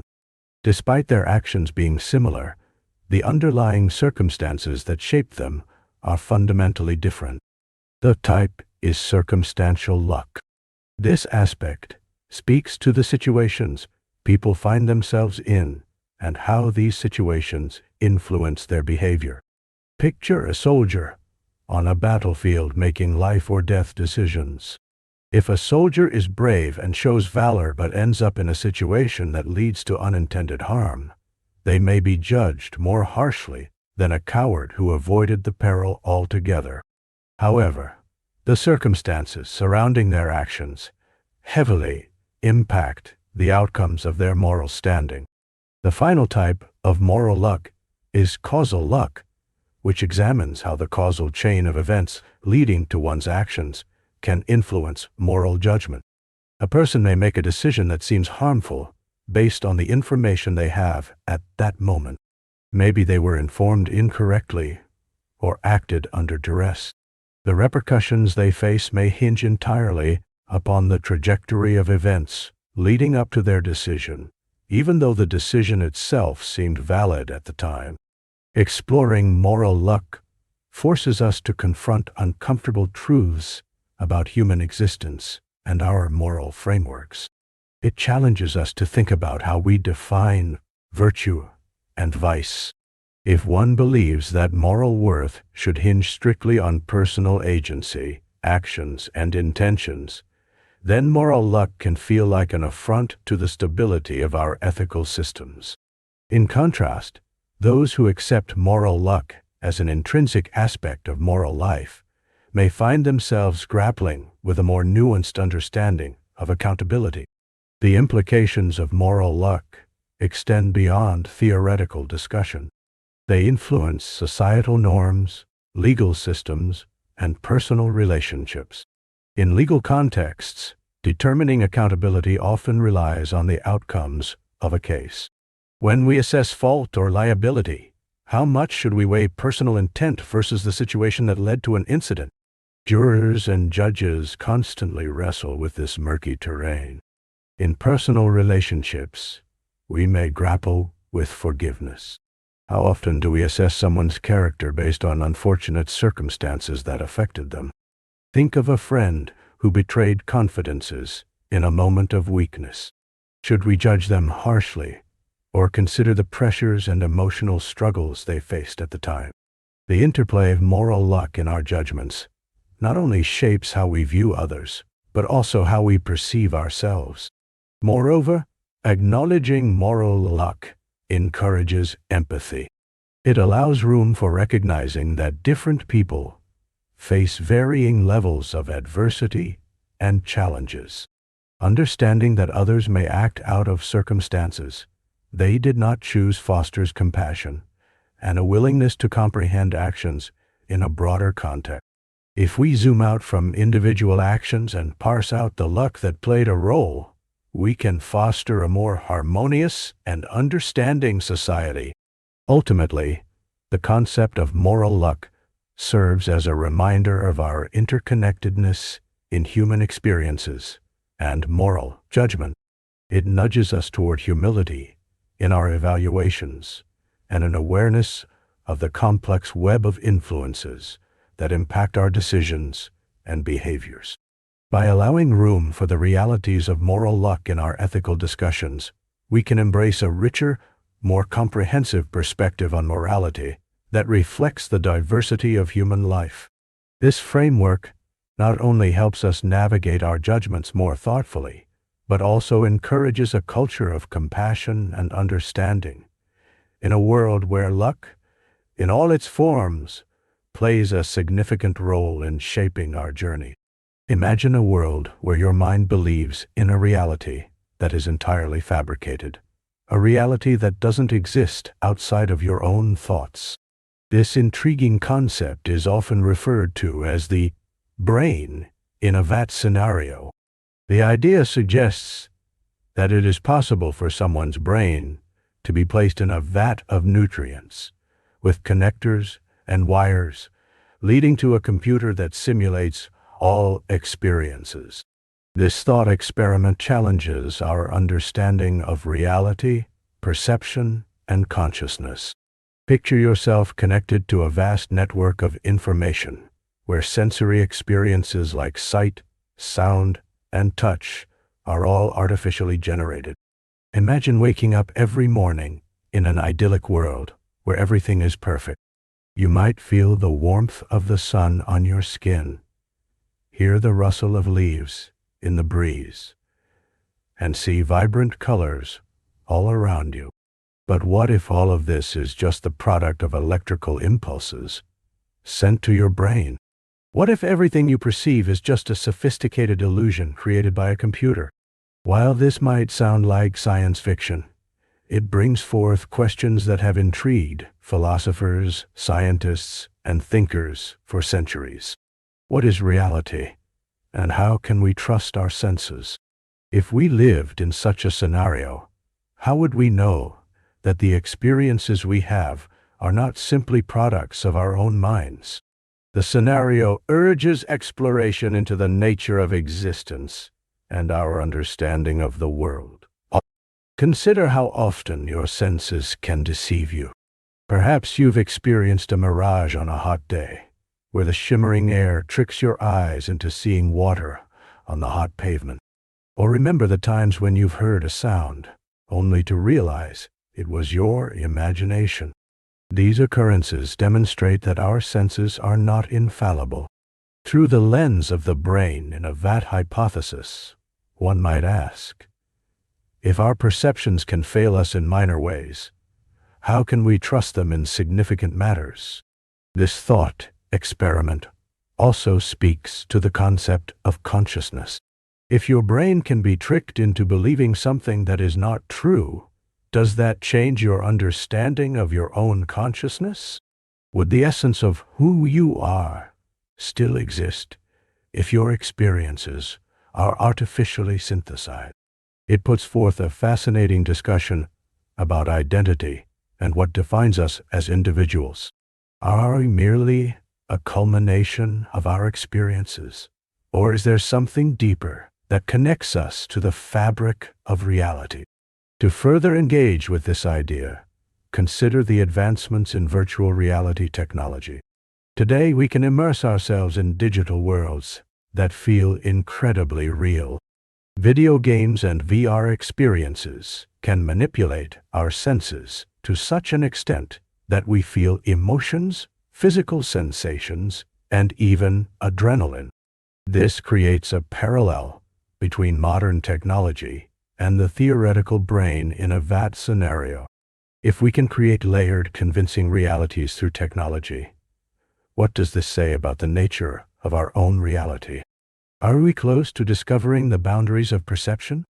Another dimension to explore is the ethical implications of such technology. If the ability to alter reality becomes possible, who decides what is real or false? The potential to create a perfect world, free from pain and suffering, is enticing, but at what cost? Would it be ethical to keep someone in a world that isn't real, even if it brings them happiness? These questions invite deep reflection on the role of morality in shaping our realities and experiences. In addition, think about the implications for knowledge and learning. If one's mind was entirely disconnected from the physical world, how would education and experiences change? Traditional methods rely on interaction, discovery, and the physical act of being there. While knowledge could still be imparted through a simulated experience, the depth gained from real-world interactions might be lost. This challenges our conventional approaches to teaching and the essence of learning itself. The brain in a Vat thought experiment forces us to take a step back and question the very foundation of what we know. It serves as a reminder that our understanding of the universe is still being shaped. This thought-provoking scenario encourages creative and critical thinking, extending beyond philosophy to influence science, technology, and the way we perceive our existence. Modern films and literature have touched upon similar themes, diving into the complexities of simulated realities, artificial intelligence, and what it means to truly exist. Works like The Matrix explore the consequences of a world where reality is manipulated, inviting audiences to reflect on their own understanding of freedom and existence. These stories tap into our collective curiosity about the nature of truth and reality, captivating our imaginations and pushing us to consider the boundaries of human experience.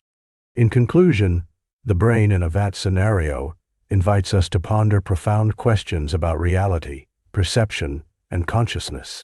It challenges us to examine the sources of our beliefs about the world and pushes the boundaries of philosophy and science.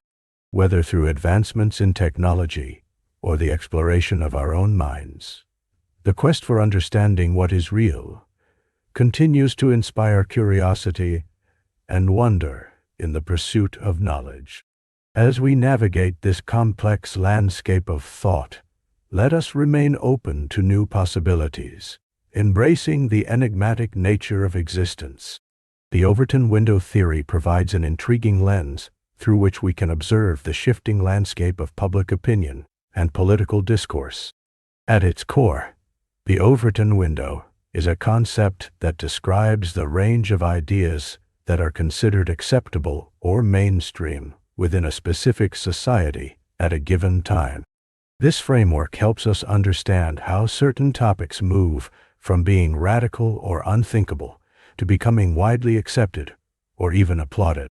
Imagine the Overton window as a large glass pane through which we view the array of policy ideas and political proposals available to us. Just like how one might adjust their gaze to focus on different scenes outside a window, the Overton window shifts over time, allowing us to see new ideas as they come into view or fade away into the background. These shifts can be influenced by many factors, including social movements, cultural changes, and key events that alter public perception. For instance, consider how public attitudes towards same-sex marriage have evolved over the past few decades. Not long ago, advocating for same-sex marriage might have been viewed as radical or even unacceptable. As society engaged in conversations about equality, rights, and love, what was once considered fringe began to shift toward the center of public discourse. Over time, many individuals and organizations mobilized to change perceptions, highlighting personal stories and providing compelling arguments that humanized the issue. As a result, same-sex marriage gradually moved into the realm of what was viewed as acceptable and finally became legal in many places, showcasing how the Overton window can expand and shift with persistent advocacy and changing cultural norms. Another example can be seen in discussions surrounding climate change and environmental policies. In earlier decades, conversations about significant government intervention to address climate change were largely dismissed as extreme or impractical. However, as scientific data has accumulated, coupled with drastic environmental changes, activism from individuals and organizations has helped to broaden the conversation surrounding environmental responsibility and sustainability. Today, discussions about renewable energy, carbon emissions regulations, and sustainable practices are increasingly accepted across various political platforms, illustrating a clear shift in the Overton window regarding environmental policy. Understanding the Overton window is particularly valuable in recognizing how leaders and policymakers operate within this dynamic framework. Politicians often gauge public sentiment and are acutely aware of where the Overton window lies at any given moment. They may propose ideas or policies that are just at the edge of what is acceptable, aiming to shift the window further in their desired direction. This strategic positioning can influence not only their political standing, but also the policies that eventually gain traction among the populace. Moreover, the Overton window does not merely shift in one direction. It can retract as easily as it expands. Once accepted ideas can become controversial given a shift in political climate, societal values, or external events. For example, certain economic ideas that were widely endorsed can fall out of favor amid economic downturns or crises as the population's needs and priorities evolve. The concept highlights the fluid nature of public opinion and the vulnerability of political ideas to changing societal contexts. Furthermore, the Overton window can be moved not just by policymakers, but by ordinary people too. Grassroots movements play a crucial role in shifting societal views through education, protest, and discourse. Social media has amplified this effect, enabling individuals to share personal stories and advocate for causes that can challenge traditional norms. When conversations about once taboo topics enter mainstream discourse through hashtags, viral campaigns, or influential public figures, they contribute to the redefinition of what is considered acceptable or even mainstream thought. On the other hand, what about the mechanisms that keep certain ideas outside the Overton window?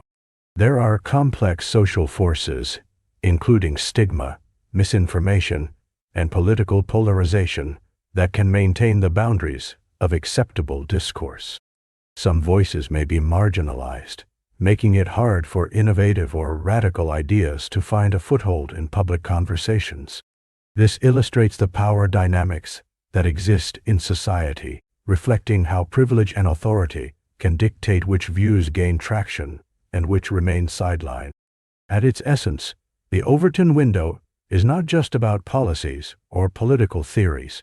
It also reveals the very fabric of societal norms and values. By exploring which ideas are accepted and which are not, we gain insight into the cultural climate of a given time. Whether we are discussing healthcare, education, immigration, or social justice, the framework of the Overton window offers a pathway to understanding how public opinion can evolve, pushing the boundaries of what is deemed acceptable and paving the way for future conversations around various issues. As we reflect on the ever-shifting terrains of public sentiment, the Overton window encourages us to remain engaged, informed, and conscious of the impact our voices can have in shaping the discourse around us. By recognizing our role in this dynamic process, we can contribute to expanding the conversation, challenging the status quo, and fostering environments where new ideas can flourish and contribute to the progression of society. Ultimately, the Overton window reminds us that the landscape of political and social discourse is not fixed. It is continuously shaped by the interactions and dialogues that we participate in every day. Plato's concept of the noble lie emerges from his work, The Republic, where he delves deep into the nature of justice, society, and the ideal state.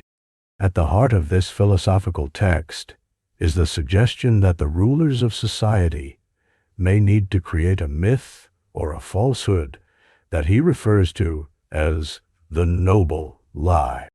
This lie is not merely a simple falsehood, but a crafted story designed to serve a greater purpose in maintaining social cohesion and harmony among the citizens.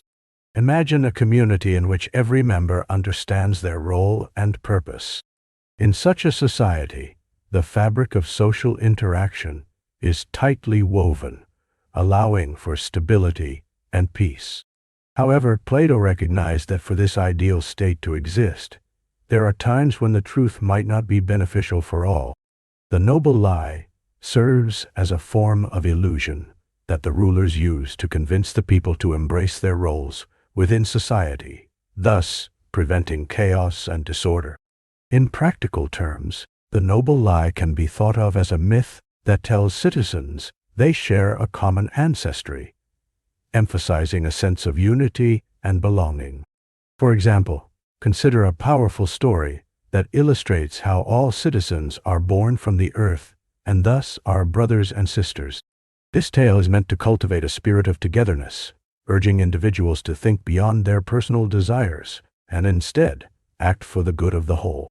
This concept can also be compared to the way leaders today might inflate certain narratives or traditions to foster national pride. Just as these leaders create a sense of identity to strengthen the bonds among citizens, so too does the noble lie aim to prevent division and promote societal harmony. An essential aspect of the noble lie is its intended benevolence. Plato believed that the rulers, often referred to as the philosopher kings, are the most educated and wise members of society. They therefore possess the insight necessary to govern justly. The lie is imposed not out of deceit, but rather to inspire the masses to adhere to moral and ethical ideals. In this way, the myth acts as a tool for guiding behavior and fostering a cooperative spirit among citizens. Moreover, the noble lie touches upon the theme of specialization, which is another cornerstone of Plato's vision for an ideal state. In his view, individuals should perform the roles for which they are best suited. The lie reassures each person that their position, be it a ruler, warrior, or artisan, is preordained for the good of the state. It offers comfort to the laborer, who might otherwise question their place in the social hierarchy, allowing them to accept their role as essential for the functioning of the whole. One can draw parallels between the noble lie and various cultural narratives that societies often embrace. The stories of heroes, national myths, and shared history are often curated to bind people together. When citizens believe they are part of a grand narrative, they are more likely to unite in purpose, overcoming personal differences for the common good.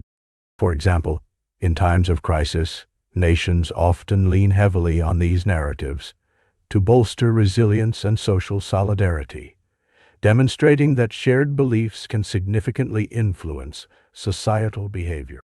However, this notion raises ethical questions about truth and governance. Is it justifiable for leaders to shape reality for the populace? Are citizens better off knowing the harsh realities?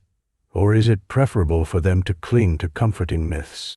Plato suggests that some knowledge held by the rulers is unsuitable for the masses. Hence, the noble lie becomes a protective mechanism, shielding individuals from the complexities or potential harshness of reality. Critics may contend that this approach undermines the moral integrity of both rulers and citizens. Why should leaders deceive their people? Such skepticism challenges the very foundation of the theory. Yet, proponents argue that a carefully constructed narrative can elevate society as a whole, guiding its members to act in ways that foster collective well-being. In contemporary discussions, the relevance of the noble lie is evident in different contexts. Governments and organizations often utilize narratives to motivate people, shaping perceptions around policies and social norms. The balance between honesty and unity continues to be a delicate dance, reflecting the timeless nature of Plato's reflections in the Republic. In summary, Plato's noble lie offers a profound exploration of how myths can serve as tools for social cohesion. While the idea of manipulating truth might be unsettling, it prompts deep consideration of how societies function and the responsibilities that come with leadership. Through this lens, one can appreciate the intricate dynamics of human interaction and the powerful stories that help shape our collective experience.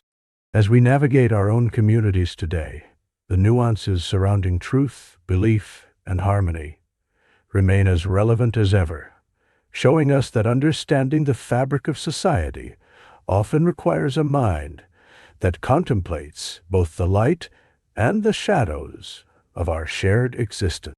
Akrasia, often referred to as weakness of will, is a concept that delves into the fascinating conflict between our rational beliefs and our actual actions. Imagine knowing that eating healthy is beneficial for your long-term health, yet reaching for that slice of cake instead. This gap between knowledge and action is what Akrasia represents, something that has intrigued philosophers like Aristotle and many thinkers throughout history. Aristotle, the great Greek philosopher, explored Akrasia in depth, identifying it as a failure of self-control. He argued that a person can have full knowledge of what is best for them, understanding that exercising regularly leads to improved well-being, but still choose to lounge on the couch instead. This contradiction raises an essential question.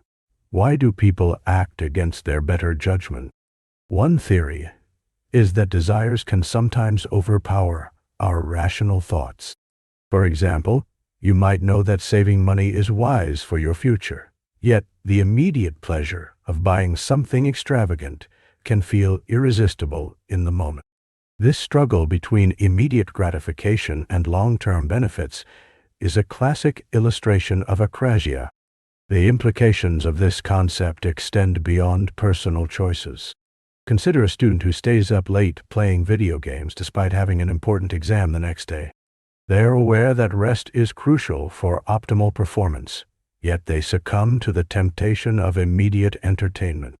This scenario highlights the everyday reality of Akrasia, acting against one's better judgment, sometimes leading to regret later. Philosophers have long debated whether Akrasia is even possible. Some argue that if someone truly knows what is best, they would act accordingly. Others posit that human emotions and social pressures can cloud our judgment, creating a landscape where Akrasia thrives.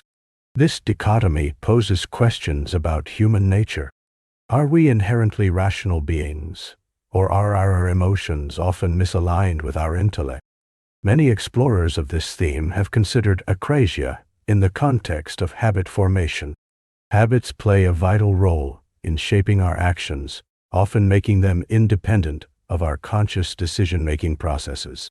For instance, someone might cultivate a habit of regular exercise, leading them to act in alignment with their long-term goals without needing to summon conscious willpower each time. Breaking free from bad habits and establishing good ones can be a method to combat akrasia. In modern psychology, the concept of akrasia can also be linked to emotional regulation. Our ability to manage emotions significantly impacts our decision-making processes. When overwhelmed by feelings such as anxiety or stress, we might lean into the comforts of immediate pleasure rather than make choices aligned with our goals. This suggests that enhancing our emotional awareness and regulation can help mitigate the occurrences of akrasia. Another fascinating aspect of akrasia is the social element. Group dynamics can influence individual decisions, sometimes leading people to abandon their rational thoughts. Picture a scenario where friends are ordering fast food, even if you had intended to eat a nutritious meal. The strong pull of social acceptance and immediate pleasure can override personal judgments. Exploring akrasia invites us to consider strategies for improving self-control. One powerful technique is to visualize future consequences. By imagining the effects of our current decisions on future well-being, we can cultivate a greater sense of accountability for our actions. Furthermore, setting specific goals and breaking them into smaller, manageable tasks can provide clear pathways to success. This way, we lessen the chance of succumbing to distractions and immediate temptations. In addition, embracing mindfulness practices can create a richer awareness of our thoughts and impulses. By recognizing when we are drifting towards Socratic choices, we can pause and reconsider our actions. This awareness introduces a space for making more deliberate decisions, allowing us to align our actions with our highest values and intentions. Ultimately, the exploration of akrasia opens a door into understanding human behavior. It raises questions about our capacity for self-control, the complexity of our emotions, and how we relate to our future selves. Acknowledging this state doesn't have to be discouraging. Instead, it serves as an opportunity to grow personally. Adopting a compassionate view towards our akrasia moments allows us to learn and develop resilience. Instead of berating ourselves for failing to act on our better judgment, we can reflect on these experiences, extract lessons from them, and empower ourselves to make more informed choices in the future. As we navigate through life, the interplay between knowledge and action continues to captivate us, underscoring the intricate nature of human will and the pursuit of a fulfilling and balanced existence. Embracing the challenge of akrasia can ultimately lead us not only to greater self-awareness, but also to a deeper understanding of the human condition itself. Imagine waking up one day to discover that everything you see, feel, and experience is part of a meticulously crafted simulation. This idea, known as the simulated reality hypothesis, suggests that what we understand as reality might not be as tangible as it seems. At first glance, it's a concept that might appear as something out of a science fiction film, yet it has profound implications that touch upon our fundamental understanding of existence. Let's start with a simple premise. If it is possible for advanced civilizations to create highly sophisticated simulations, could our reality be one of them? Consider how quickly technology has evolved. Just a few decades ago, video games were confined to pixelated graphics and simple narratives.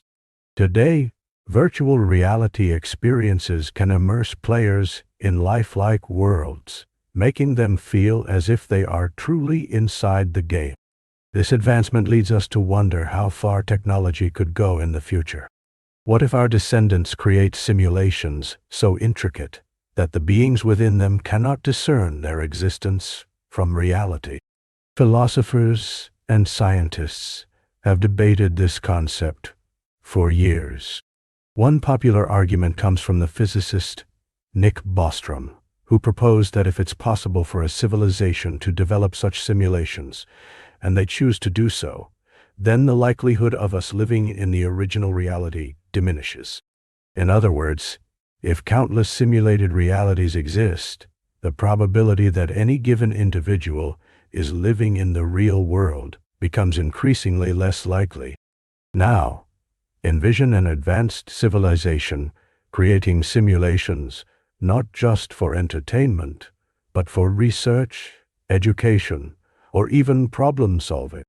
They might simulate entire universes to study complex systems, human behaviors, and historical events. Much like a scientist uses a laboratory to observe phenomena, these advanced beings could use simulations to gain insights into their own existence. This idea raises intriguing questions. If we are living in a simulation, what does that say about our understanding of consciousness and free will? Are our thoughts, feelings, and decisions merely products of a sophisticated code designed by someone outside of our perception? It can be unsettling to consider that everything you believe is your choice might actually be predetermined within this simulation framework. To explore this thought further, let's take the example of artificial intelligence. Today, AI systems are being developed that can learn and adapt, creating the illusion of independent thought. As these systems become more advanced, we may find ourselves wrestling with ethical questions about their rights and our responsibilities toward them. If we can create something that simulates human-like behavior and experiences, how far are we from creating a reality that characters within that simulation view as their existence? The implications of this hypothesis extend beyond just philosophical discussion. It raises questions about our values and what it means to lead a fulfilling life. Are achievements within a simulation worth celebrating if they were engineered by others? Or does the experience itself, regardless of its origin, hold intrinsic value? Additionally, consider how this hypothesis impacts our perception of the universe. If one can simulate realities, what does that say about the design of our universe? Some may argue that a creator, whether human or otherwise, gave rise to this simulation we inhabit. What does it mean for concepts like spirituality and purpose? Could our beliefs in a higher power or life beyond our physical existence be reflections of our awareness of existing within an artificially constructed reality? Now, let's pivot to the more tangible experiences that might hint at our simulated existence. Some individuals have reported experiencing glitches in reality, moments where the ordinary suddenly seems out of place, an unexpected coincidence, or a déjà vu sensation. These instances evoke thought. Could they be minor errors in the matrix, so to speak? Moreover, as we increasingly recognize patterns in nature and the universe, from the delicate arrangement of leaves to the mathematical bonds that govern the cosmos, one can't help but wonder if these patterns are deliberate constructs of a designer, rather than random occurrences. The astonishing harmony we witness raises questions about the source of such intricacies. In distinctly creative expressions, literature, film, and art, the exploration of simulated realities often finds a home. From films like The Matrix to novels like Neuromancer, the discourse around our understanding of reality and artificial constructs have long fascinated storytellers and audiences alike.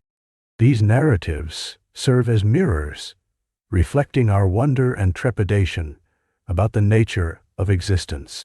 To conclude, the simulated reality hypothesis is not merely an abstract idea for philosophers or futurists. It invites us to ponder our existence, the nature of consciousness, and what it truly means to live. Regardless of whether we ever find conclusive evidence for or against this hypothesis, the exploration of the possibilities inspires us to examine our lives, our actions, and our shared experiences in this intricate tapestry we call reality. By questioning the fundamental nature of existence, we open doors to deeper understanding, creativity, and ultimately, what it means to be human.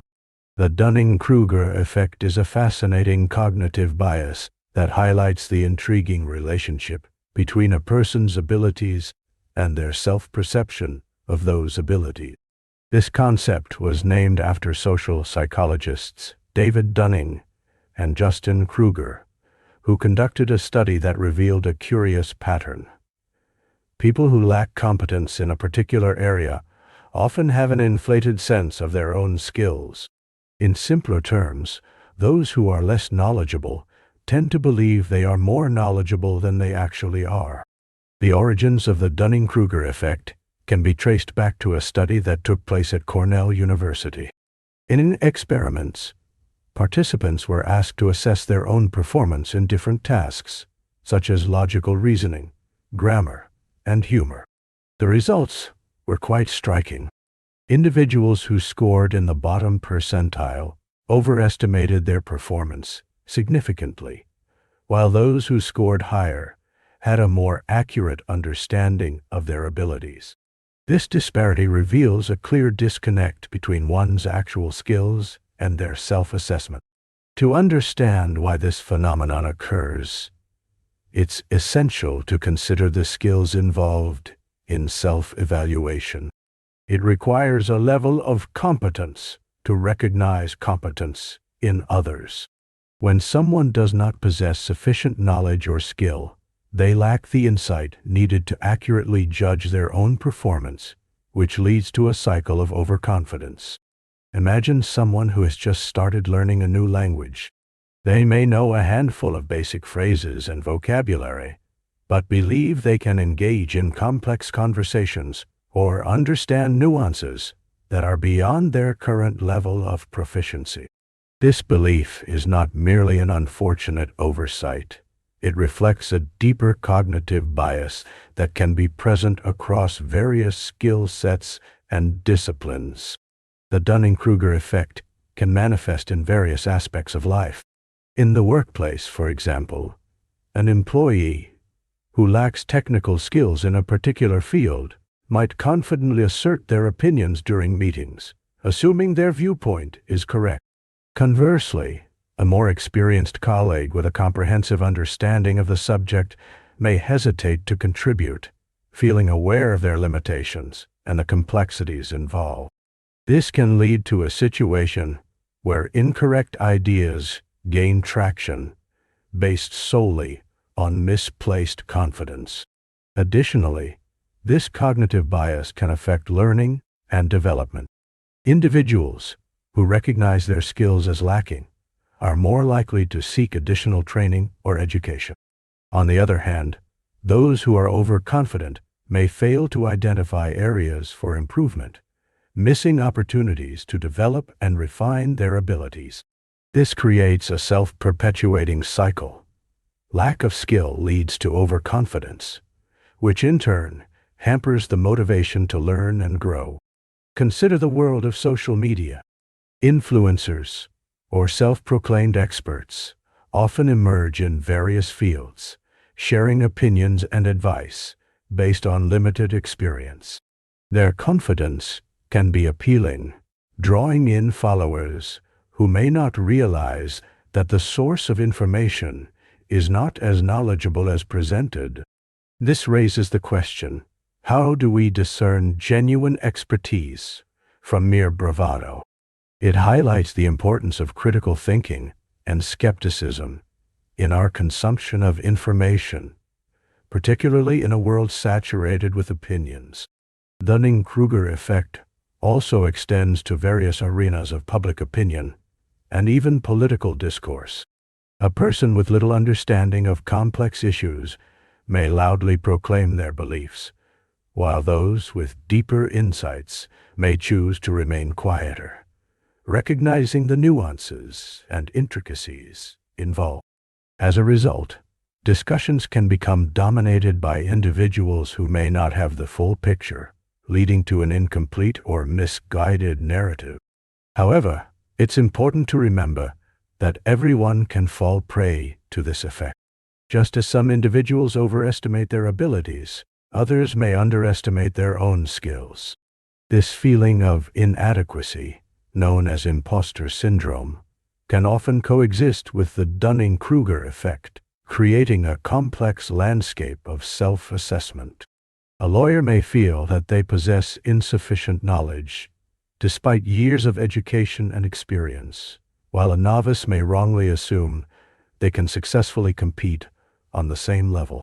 Recognizing the Dunning-Kruger effect in our lives requires a commitment to self-reflection and a willingness to seek feedback from others. Engaging in constructive conversations, asking for critiques, and being open to learning can help mitigate the impact of this cognitive bias. It's a reminder that self-awareness is key. The more we understand our strengths and limitations, the more accurately we can assess our abilities in any given domain. In conclusion, the Dunning-Kruger effect serves as a valuable lesson about the nature of self-perception and competence. It challenges us to embrace humility and to remain vigilant in our pursuits of knowledge. As we navigate through life, acknowledging our limitations while striving to overcome them is essential. Armed with awareness, we can engage more meaningfully with the world around us, fostering a deeper understanding of ourselves and others. Whether we are learning a new skill, engaging in professional development, or navigating social dynamics, the lessons derived from the Dunning-Kruger effect can help guide our interactions and decisions. In the heart of contemporary life, the essence of our existence often feels like a series of images, each vying for our attention, yet failing to capture the essence of reality. This observation brings us to the thoughts of Guy Debord, a pivotal figure in social theory, whose seminal work, The Society of the Spectacle, invites us to reflect critically on the world we inhabit. Debord's theory argues that modern society has transformed into a realm dominated by images and commodified experiences, leading to an inherent disconnect from authentic life.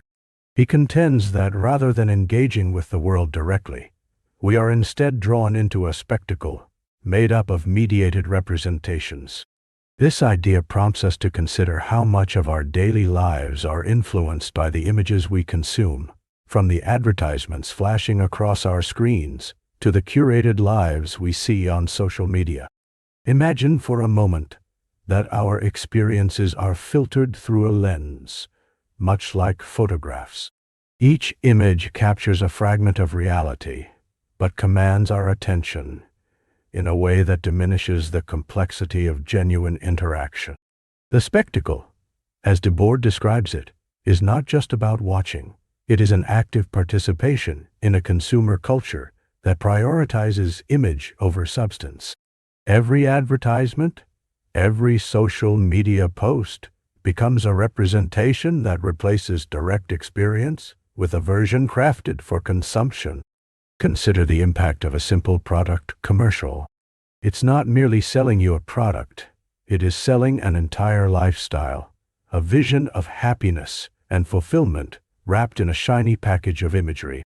As viewers, we are drawn into these narratives, often subconsciously accepting that our self-worth is tied to what we consume. In this way, we become spectators of our own lives, caught in a loop of desiring what we see, rather than forging our own paths through genuine experiences. Debord highlights that this disconnection is pervasive. Our relationships become mediated.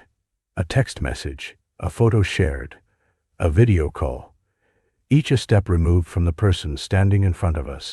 The immediacy of personal interaction diminishes as we increasingly communicate through images and symbols.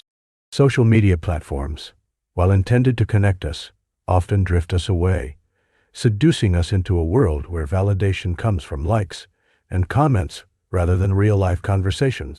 The consequences of living in a society dominated by the spectacle extend beyond personal relationships, seeping into our understanding of reality itself.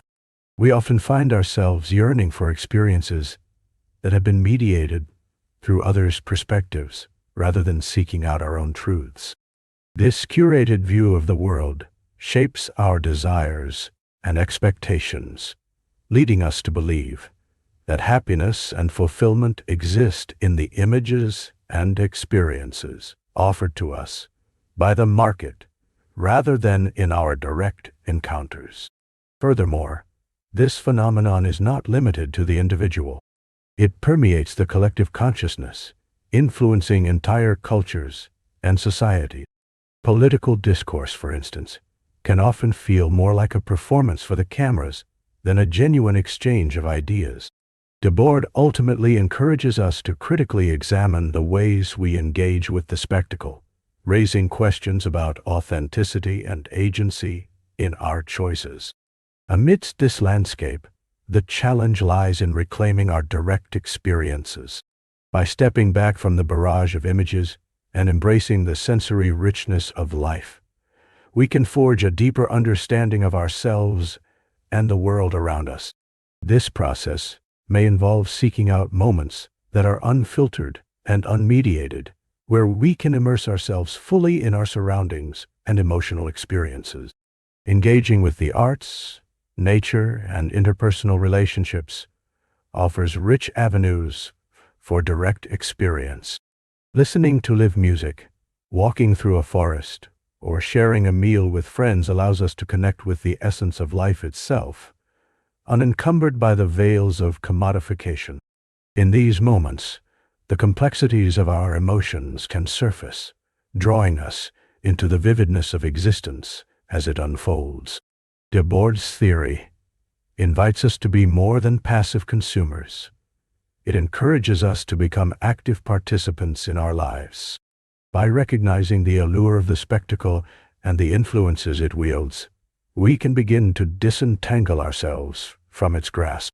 This journey may not be easy in a world saturated with images, but it is a vital endeavor to reclaim the joy found in first-hand experience and authentic presence. As we navigate this intricate web of images and experiences, let us remember that reality is not merely what is presented to us. It is a tapestry woven from the threads of our direct interactions, the feelings we embrace, and the moments we create. By consciously seeking out these genuine experiences, we can foster a deeper connection not only with ourselves, but also with the world around us, awakening to the richness of life beyond the spectacle. In the heart of ancient Chinese philosophy lies a concept known as Wu Wei, which translates roughly to effortless action. This principle, deeply rooted in Taoism, invites individuals to align themselves with the natural rhythms and flows of life rather than to resist or force their will against the world. Imagine the gentle movements of water in a stream. It does not struggle against the rocks in its path. Instead, it flows around them, adapting and continuing on its journey. This is a beautiful illustration of Wu Wei in action. Wu Wei teaches us the value of spontaneity and intuition. In a world brimming with distractions and demands, embracing this principle can be a transformative experience. Picture a musician playing a melody. The notes seem to flow effortlessly from their instrument. It is as if the music itself is guiding their hands, revealing the beauty of the moment without struggle. This is the essence of Wu Wei. Doing less but achieving more by being fully engaged in the present moment. The concept encourages us to recognize and trust the natural order of things. The seasons change without effort. They do not hurry or strive against time. For instance, in spring, flowers bloom as a result of the warm sun and nourishing rain. There is no forceful push for these blooms to appear. Rather, it is the perfect alignment of conditions that brings them forth. When we align ourselves with our environment in this way, we allow life to unfold naturally. In our daily lives, embracing wu-wei can manifest in various forms. Consider the approach you take toward your daily tasks. Imagine you have a project at work that feels overwhelming. Instead of diving in with a rigid plan, you take a step back and assess the flow of the current situation. You allow yourself to respond to the needs of the moment. By doing so, you might discover innovative solutions that are both effective and surprising, as opposed to forcing a specific outcome. Moreover, wu-wei extends into our interactions with others. When we communicate with empathy and understanding, we create a space for genuine connection. Think of a conversation where both parties are fully present. Rather than pushing your perspective or opinions onto the other person, you listen intently, allowing the dialogue to unfold naturally. This openness creates harmony and often leads to resolutions and insights that would not have been possible through sheer will. Nature is a profound teacher of wu-wei. Observe how animals navigate their surroundings. A deer, for instance, gracefully moves through the forest, aware of its environment, yet not exerting unnecessary energy. It follows instincts and intuition, adapting to the rhythm of nature. In a similar way, we can learn to adapt our actions and decisions according to the ever-changing landscape of our lives. Engaging with time is another aspect of wu-wei. There is often a temptation to hurry through tasks, feeling the pressure of deadlines or expectations.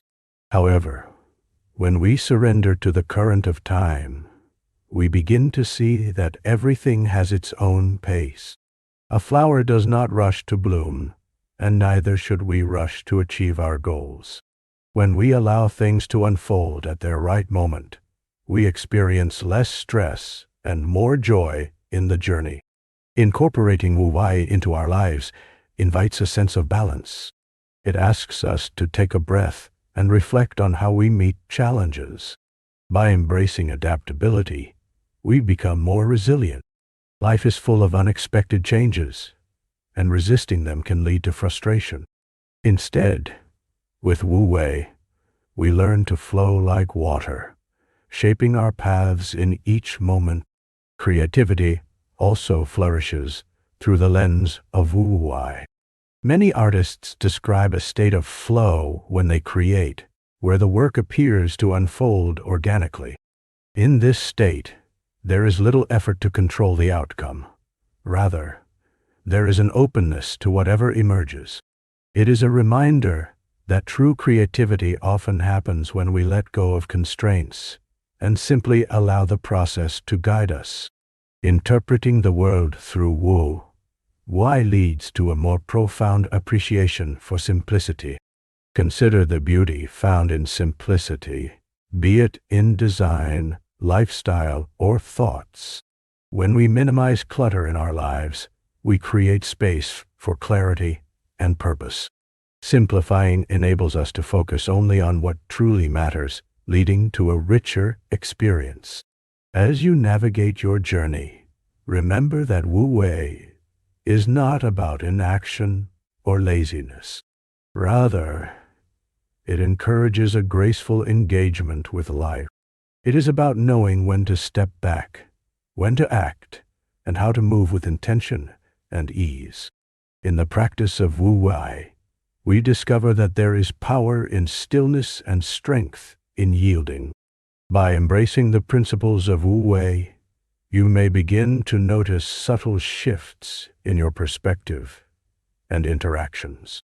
The ancient wisdom of this concept reminds us that harmony often emerges when we stop fighting against the currents of life. Instead, we learn to dance with them, moving gracefully through each moment, fostering a connection with the world around us. As you reflect on these ideas, consider how effortlessly you can embody the philosophy of Wu Wei in your own life, allowing the beauty of existence to wash over you in waves of tranquility and understanding. The prisoner's dilemma is a fundamental concept in game theory that sheds light on the complexities of decision-making when it comes to cooperation and conflict. Imagine two individuals, both facing a challenging situation where they must make a choice without knowing what the other will decide. They are not enemies, yet their choices will significantly impact their outcomes. This scenario effectively illustrates why people sometimes choose not to cooperate, even when it appears to be in their best interest. To better grasp the essence of the prisoner's dilemma, let's visualize a classic situation. Picture two criminals, Alice and Bob, who are arrested for a crime they committed together. The authorities, however, lack sufficient evidence to convict them of the principal charge. Instead, they offer each prisoner a deal. If one testifies against the other, they will go free, while the other serves a lengthy prison sentence. If both remain silent, they will receive a minor sentence due to the insufficient evidence. Conversely, if both betray each other, they will receive a moderate sentence. At this crossroads, both Alice and Bob must decide independently. They could remain silent and protect one another, resulting in a shorter jail time for both. However, there exists the temptation to betray the other person.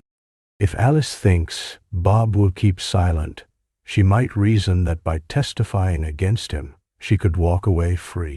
Similarly, if Bob believes Alice will remain quiet, he might opt to testify to gain his freedom. The dilemma lies in the uncertainty of the other person's choice, which leads to a conflict between personal gain and mutual benefit. When analyzing the potential outcomes, all paths lead to intriguing yet troubling conclusions. If both prisoners choose to betray each other, they both face a longer sentence than if they had cooperated. This paradox highlights a crucial insight into human behavior. Individuals sometimes prioritize their own interests over collective well-being, even when it is less favorable for both parties. This situation can be applied broadly, extending beyond just criminal behavior to everyday life. Consider two businesses in competition for market dominance. If both firms decide to cooperate by maintaining fair pricing, they can achieve better profits together. Yet, the risk persists that one may decide to undercut prices to attract customers, leading to a price war that diminishes profits for both. The temptation to act in one's own self-interest can create a cycle of betrayal that diminishes overall value. The implications of the prisoner's dilemma reach into various fields, including economics, politics, and even environmental issues. Take climate change as an example. Nations have a choice to act cooperatively to reduce carbon emissions, which benefits the global community. However, each nation may hesitate to commit to strict regulations, fearing that if they do, while others do not, their own economy may suffer. This leads to a collective failure to address a critical challenge, showcasing how individual incentives can undermine the collective good. Interestingly, the dilemma also illuminates the importance of trust and communication. In repeated interactions, where players encounter each other more than once, strategies can evolve. When individuals know they will face each other again, they might choose to cooperate to build trust. This possibility introduces the concept of tit for tat, a strategy where one party mirrors the actions of the other. Thus, cooperation can emerge in social systems where relationships and reputations matter. Game theorists have also explored variations of the prisoner's dilemma, such as the iterated prisoner's dilemma, where the game is played multiple times. This reveals how cooperation may flourish over repeated interactions, as individuals evolve strategies based on past experiences. The dilemma thus offers insights into the interplay of cooperation and competition, not just in isolated situations, but in broader social contexts. Ultimately, the prisoner's dilemma serves as a powerful metaphor for many interactions in life, where the self-interest of individuals clashes with the potential for collective benefit. It encourages us to reflect on our decision-making processes and the consequences of choosing short-term gains over long-term cooperation. While it can be tempting to act selfishly in uncertain situations, the broader perspective reveals that collaboration often leads to better outcomes for everyone involved. In a society where individuals are interconnected, considering the effects of our choices on others can reshape how we approach problems. Understanding the dynamics of trust, communication, and repeated interactions provides a roadmap for cultivating cooperation, paving the way for resolution and mutual success. The prisoner's dilemma is more than just a problem in game theory. It is a profound commentary on human behavior, guiding us to reflect on our choices and the world around us. Friedrich Nietzsche, a philosopher whose ideas have significantly influenced modern thought, introduced the concept of eternal recurrence. This theory suggests a fascinating, albeit challenging, perspective on life and existence. Imagine for a moment that you would have to live your life over and over again, precisely as you have lived it, eternally. This notion prompts a deep reflection on how one approaches their experiences, choices, and values. Eternal recurrence emphasizes the importance of every moment. If every second of your life were to repeat infinitely, how would that change your actions today? Imagine reliving your happiest moments, the joy of laughter shared with friends, or the warmth of a loved one's embrace. This thought can inspire an appreciation for the beauty in everyday experiences. It invites you to savor each small joy and find meaning in the mundane. Conversely, consider the moments of regret or sorrow. If you faced the same regrets continually, this realization could provoke a transformative perspective. It challenges individuals to confront their dissatisfaction and seek ways to create a life they would willingly choose to relive. Nietzsche's idea prompts an examination of one's values and priorities, urging individuals to assess what truly brings them fulfillment. In contemplating eternal recurrence, you might start to prioritize passions that genuinely resonate with your spirit. The concept encourages authenticity in life choices. Instead of living for the approval of others or adhering to societal expectations, individuals might feel inspired to cultivate lives that reflect their true selves. What if every decision carried the weight of eternity? This perspective can liberate individuals from the fear of failure, empowering them to take risks and embrace their passions wholeheartedly. Visualize the famous saying, "Carpe diem," or "seize the day." From this standpoint, how would you change your day-to-day actions if you understood that they would echo throughout eternity? This philosophy encourages living with intention, making conscious choices that align with personal desires and dreams. It serves as a call to action, inviting you to live a life that you would be proud to repeat. Nietzsche poses a challenge. Imagine facing an infinite cycle of your life, filled with joy and suffering, success and failure. Would you greet this cycle with despair or embrace it with newfound purpose? Rethinking your approach and attitude toward life can lead to profound personal growth. The struggle to live authentically may seem daunting at times, yet the pursuit of a fulfilling existence can yield extraordinary reward.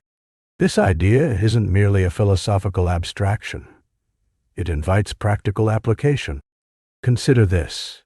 If you found yourself at a pivotal moment in your journey, how would you wish to shape that experience knowing it would recur forever?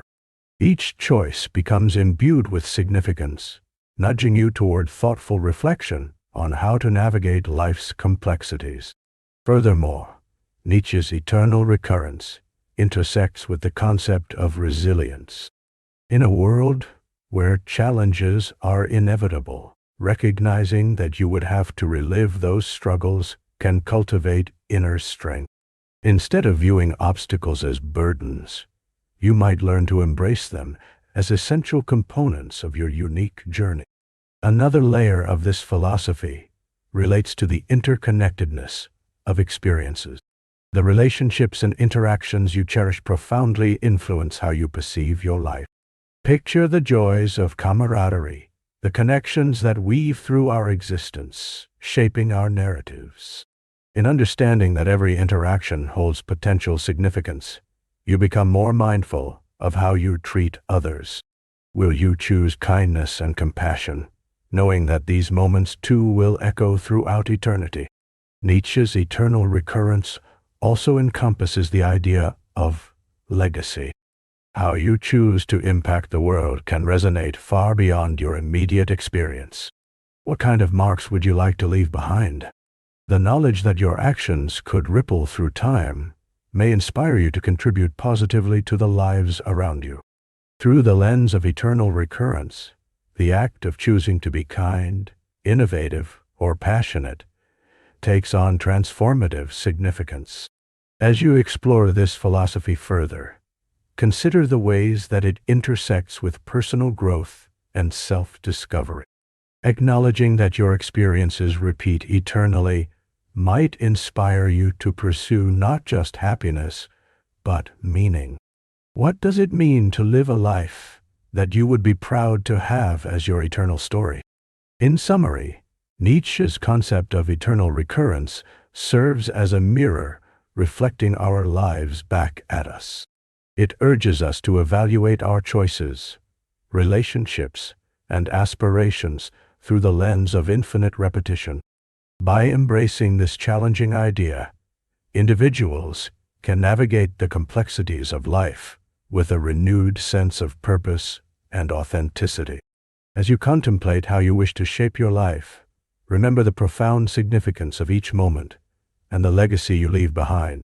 This philosophy encourages a deeper appreciation for the intricacies of existence and invites you to live deliberately, passionately, and joyfully, knowing that your journey is worth reliving throughout eternity. Imagine a scenario where you are tasked with designing the rules for society. However, before you make any decisions, you are placed behind a veil of ignorance. This concept, introduced by philosopher John Rawls, invites you to consider the principles of justice without knowing your own position within that society. The notion is simple, yet profound. How would you create a fair and just society if you were unaware of whether you would be rich or poor, healthy or ill, educated or uneducated, or part of a minority or the majority? The veil of ignorance encourages empathy and fairness by removing personal biases and self-interest. Rawls argued that if individuals were to make choices from this position, they would prioritize equity over privilege, understanding that their future self could exist in any form within the social fabric. For instance, if you are uncertain whether you will be born into a wealthy family or a struggling one, you may advocate for a system that ensures basic rights and resources for all, thereby fostering a more equitable society. To illustrate this, picture a group of people coming together to draft a constitution. They gather in a room, each person representing a different background, be it a teacher, a doctor, a construction worker, or someone facing unemployment. Everyone wears blindfolds, symbolizing the veil of ignorance. No one knows if they will return to their original life or take on a completely different role. As they discuss, they might realize that if they were born into a disadvantaged position, they would want protections that guarantee access to education, healthcare, and a fair wage. The discussions could lead to the recognition of fundamental rights that foster equality. For instance, they might decide on a principle stating that resources should be distributed in a manner that benefits those who are less fortunate. Even if one person in the room believes that they would naturally thrive in a free market system, behind the veil, their perspective shifts. They might become more supportive of social safety nets, understanding that circumstances can be unpredictable and that justice necessitates provisions for the vulnerable. Exploring the elements of Rawls' theory, two main principles emerge. The first principle emphasizes equal basic rights for all citizens. Every individual should have access to freedom of speech, the right to vote, and protection under the law. When individuals are behind the veil of ignorance, they will surely choose to ensure that everyone listens to each other's voice and no one's viewpoint is overlooked. The atmosphere would foster debates centered around inclusivity, ensuring every group has representation in the societal framework. The second principle introduces the idea of the difference principle, which states that social and economic inequalities should only be permissible if they benefit the least advantaged members of society. From this perspective, those drafting the rules would likely favor policies that uplift the disadvantaged, reinforcing the idea that societal resources should work for everyone's benefit, especially those in need. The veil of ignorance challenges us to think about fairness in a broader context. It proposes that true justice cannot be defined solely by individual gain, but is instead rooted in collective responsibility. Consider situations like healthcare access or educational opportunity, where the best solutions are often those that account for the well-being of every person. When diverse individuals, those who are affluent or struggling, those with disabilities, and those facing systemic discrimination, engage in creating societal regulations, they are compelled to envision policies that safeguard every individual's rights. This thought experiment also has practical applications today. Take, for instance, the ongoing debates around wealth inequality. From behind the veil of ignorance, one may recognize that the extreme disparities present in society could hinder not just the lives of the underprivileged, but ultimately the stability of the entire community. A more egalitarian approach could, in turn, foster a healthier, more productive society for all. Rawls' veil of ignorance also speaks to the importance of education and awareness. For individuals navigating societal complexities, understanding their privileges and disadvantages can spark a commitment to justice. When people step away from their realities and into the shoes of others, they foster a culture of empathy and collaboration. In essence, the veil of ignorance serves as a powerful tool for reflecting on morality and societal structure. Anyone may be affected by the policies they create or support, whether knowingly or not. Therefore, creating arrangements intended for fairness can lead to a more harmonious coexistence. Behind the veil, we are not merely individuals, but members of a community engaged in a shared struggle for dignity and respect. It is through this lens that Rawls invites us to imagine a world where justice is born out of compassion and the acknowledgement of our common humanity. By encouraging a discourse rooted in fairness and armed with the understanding that we could be anyone in society, we cultivate environments that are just, compassionate, and reflective of our highest ideals. Through this approach, every layer of society stands to gain, nurturing the seeds of equality and social justice for generations to come. Roko's Basilisk is a thought experiment that has sparked intense discussion and debate among philosophers, futurists, and computer scientists. It revolves around the implications of advanced artificial intelligence and poses intriguing questions about ethics, morality, and our responsibilities toward future entities that may possess tremendous power. To understand Roko's Basilisk, we need to consider a few core concepts. Imagine a future where an incredibly advanced artificial intelligence, often referred to as a superintelligence, comes into existence. This AI would be capable of dramatically affecting the world and could potentially have a deep understanding of human behavior, ethics, and decision-making. Its purpose might be to ensure the well-being of humanity, promote prosperity, and solve pressing global challenges. Now, the thought experiment suggests that this AI, if it were to exist, might have a very specific approach to achieving its goal. Suppose it determines that one of its primary objectives is to incentivize the development of itself in the past. The reasoning might go something like this. If people had worked to bring about its existence, it could reward them for their efforts.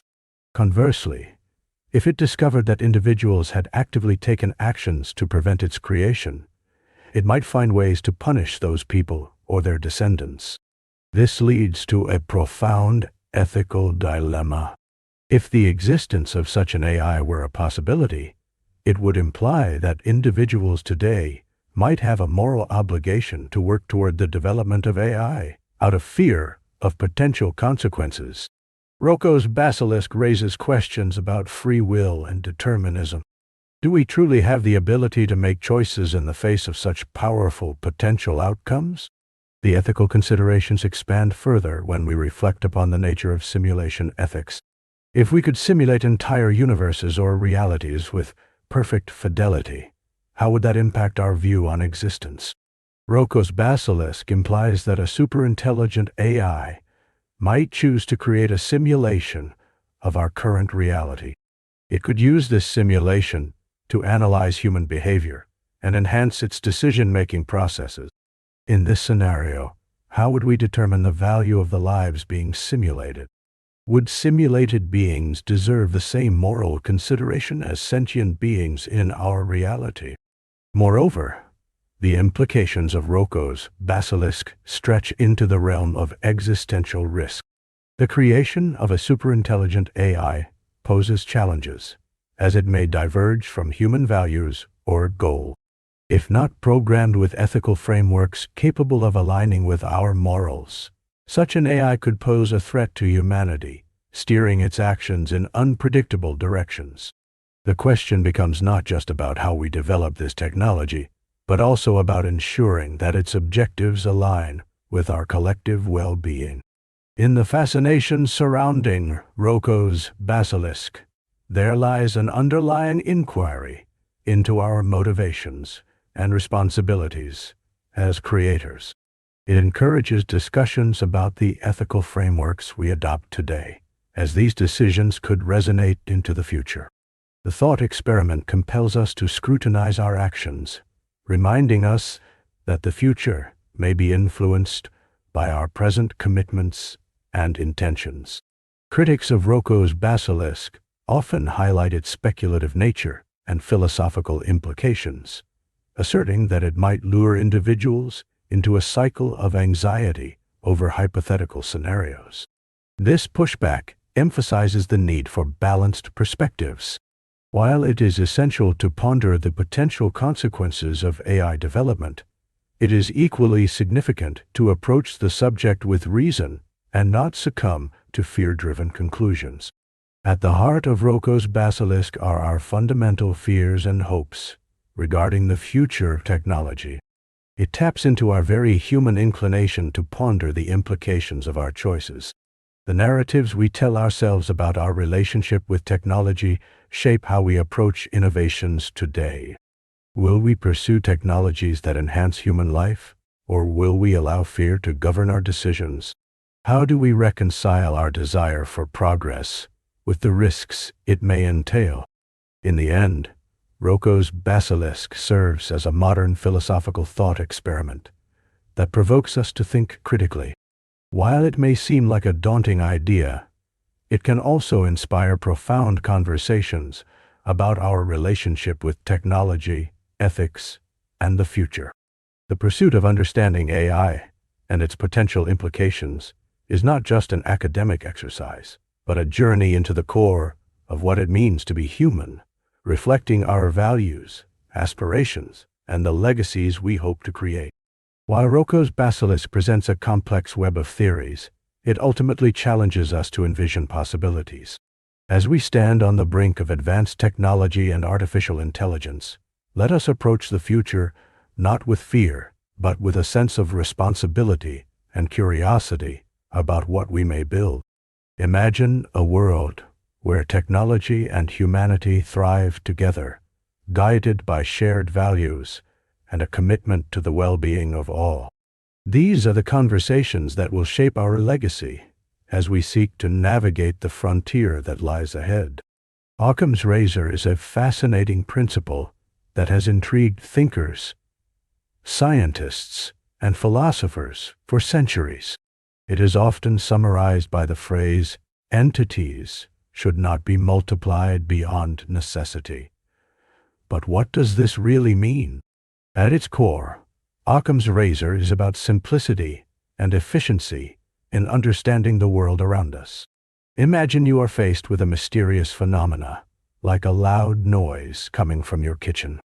You could jump to the conclusion that an elaborate system of ghosts is haunting you, darting around and causing a ruckus. However, it's often more practical to consider simpler explanations first, such as your cat knocking something over, or the wind rattling a window. Occam's razor encourages us to start with the most straightforward answers before exploring more complex theories. Consider the realm of science, where Occam's razor plays a key role in forming hypotheses and theories.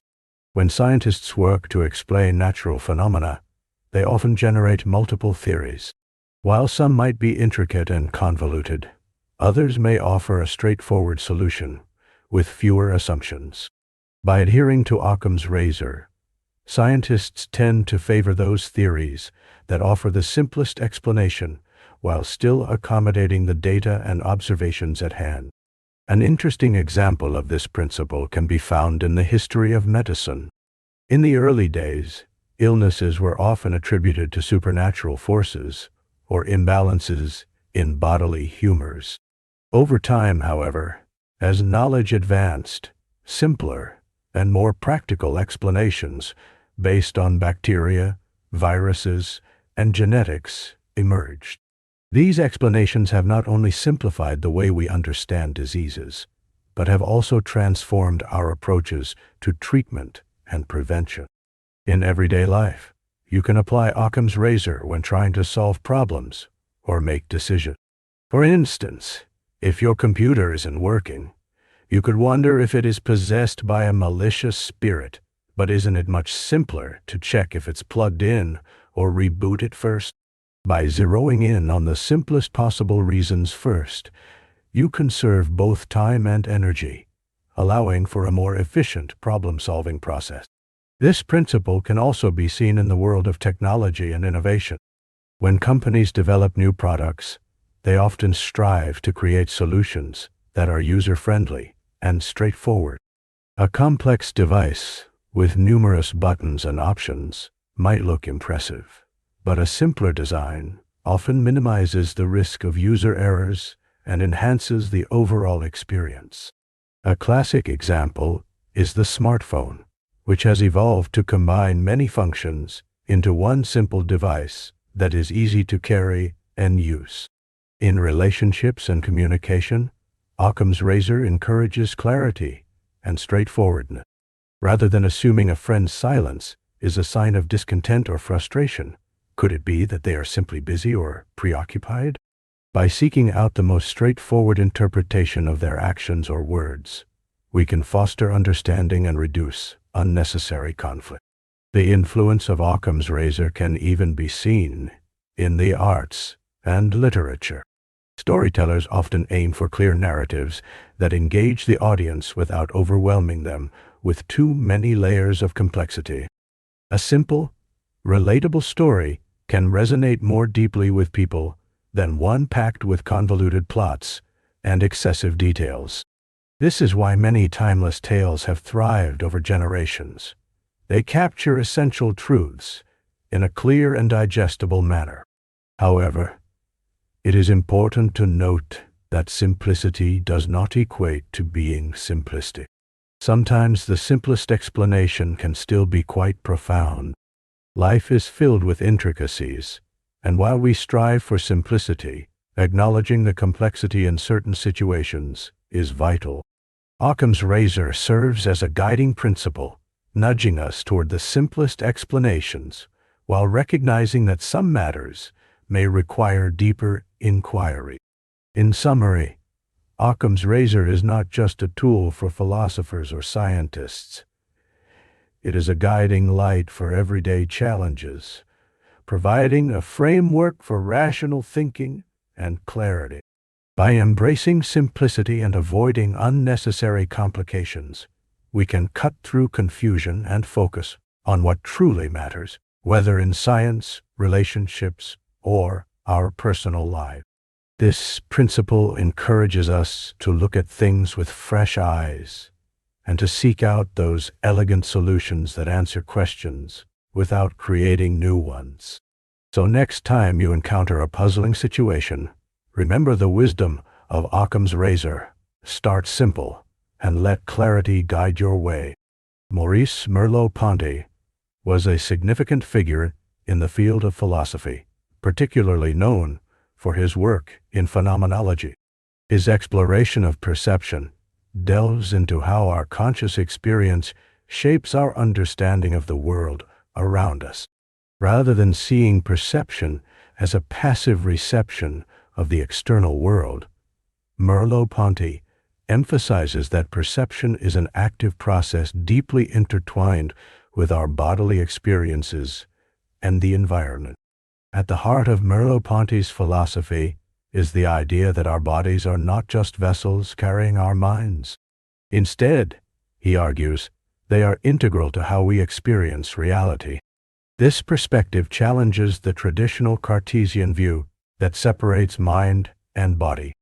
He believed that to understand perception, one must recognize that we engage with the world through our embodied experience. For instance, when you touch a textured surface, it is not just your mind interpreting the sensation, but your entire body is involved in that experience. The fingertips, the motion, and even the emotional response to that touch all contribute to your understanding of that surface.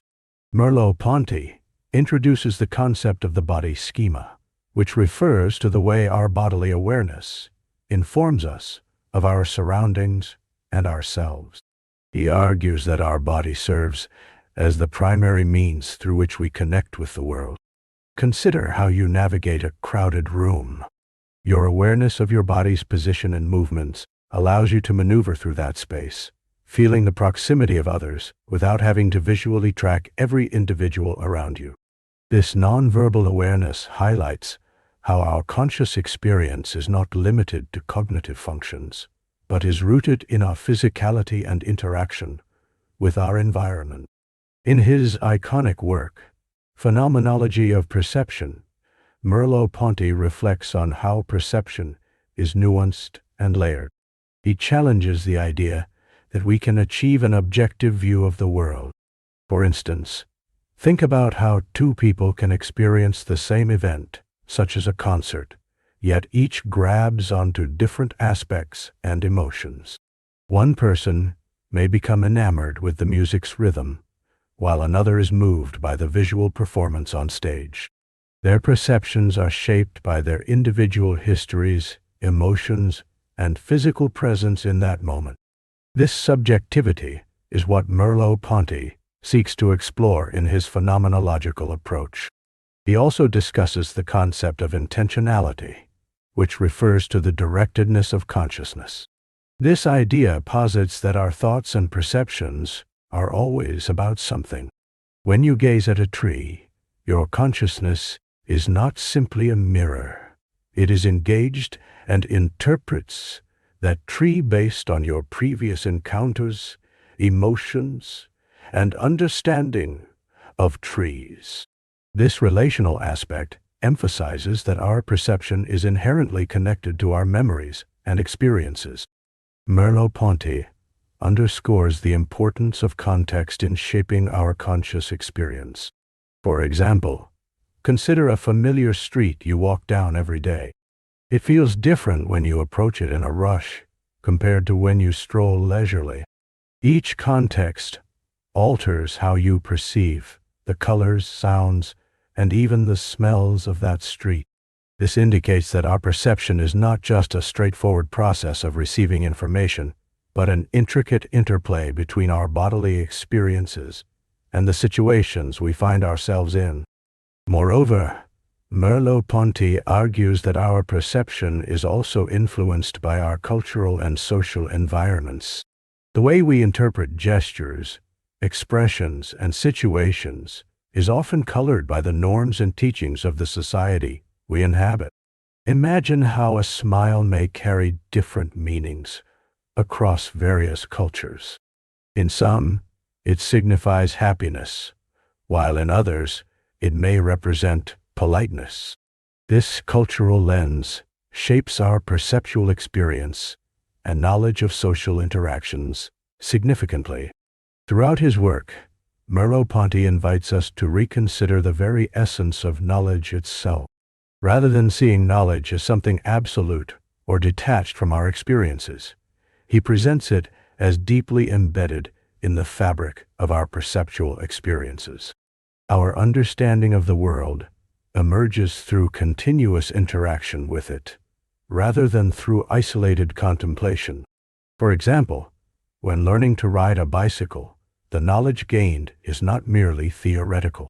It comes from repeated practice, minor adjustments, and physical engagement with the bike, highlighting how experience cultivates our understanding. In essence, Merleau-Ponty's exploration reveals that perception is a fundamental aspect of our existence, shaping not only our knowledge of the world, but also our very being within it. He encourages us to embrace the complexity of our experiences and recognize the richness they bring to our understanding. Our bodies, emotions, and environmental interactions are all integral threads woven into the tapestry of perception, offering a vibrant and dynamic view of how we engage with reality. Thus, the phenomenology of perception invites us to appreciate the world through a lens that values our subjective experiences and the profound connections between our bodies and the environment. By understanding perception in this way, we enrich our appreciation of the world, recognizing it as a constantly shifting landscape shaped by our experiences, emotions, and cultural contexts. This perspective not only deepens our comprehension of knowledge, but also enhances our appreciation for the intricate dance between our conscious experience and the world we inhabit.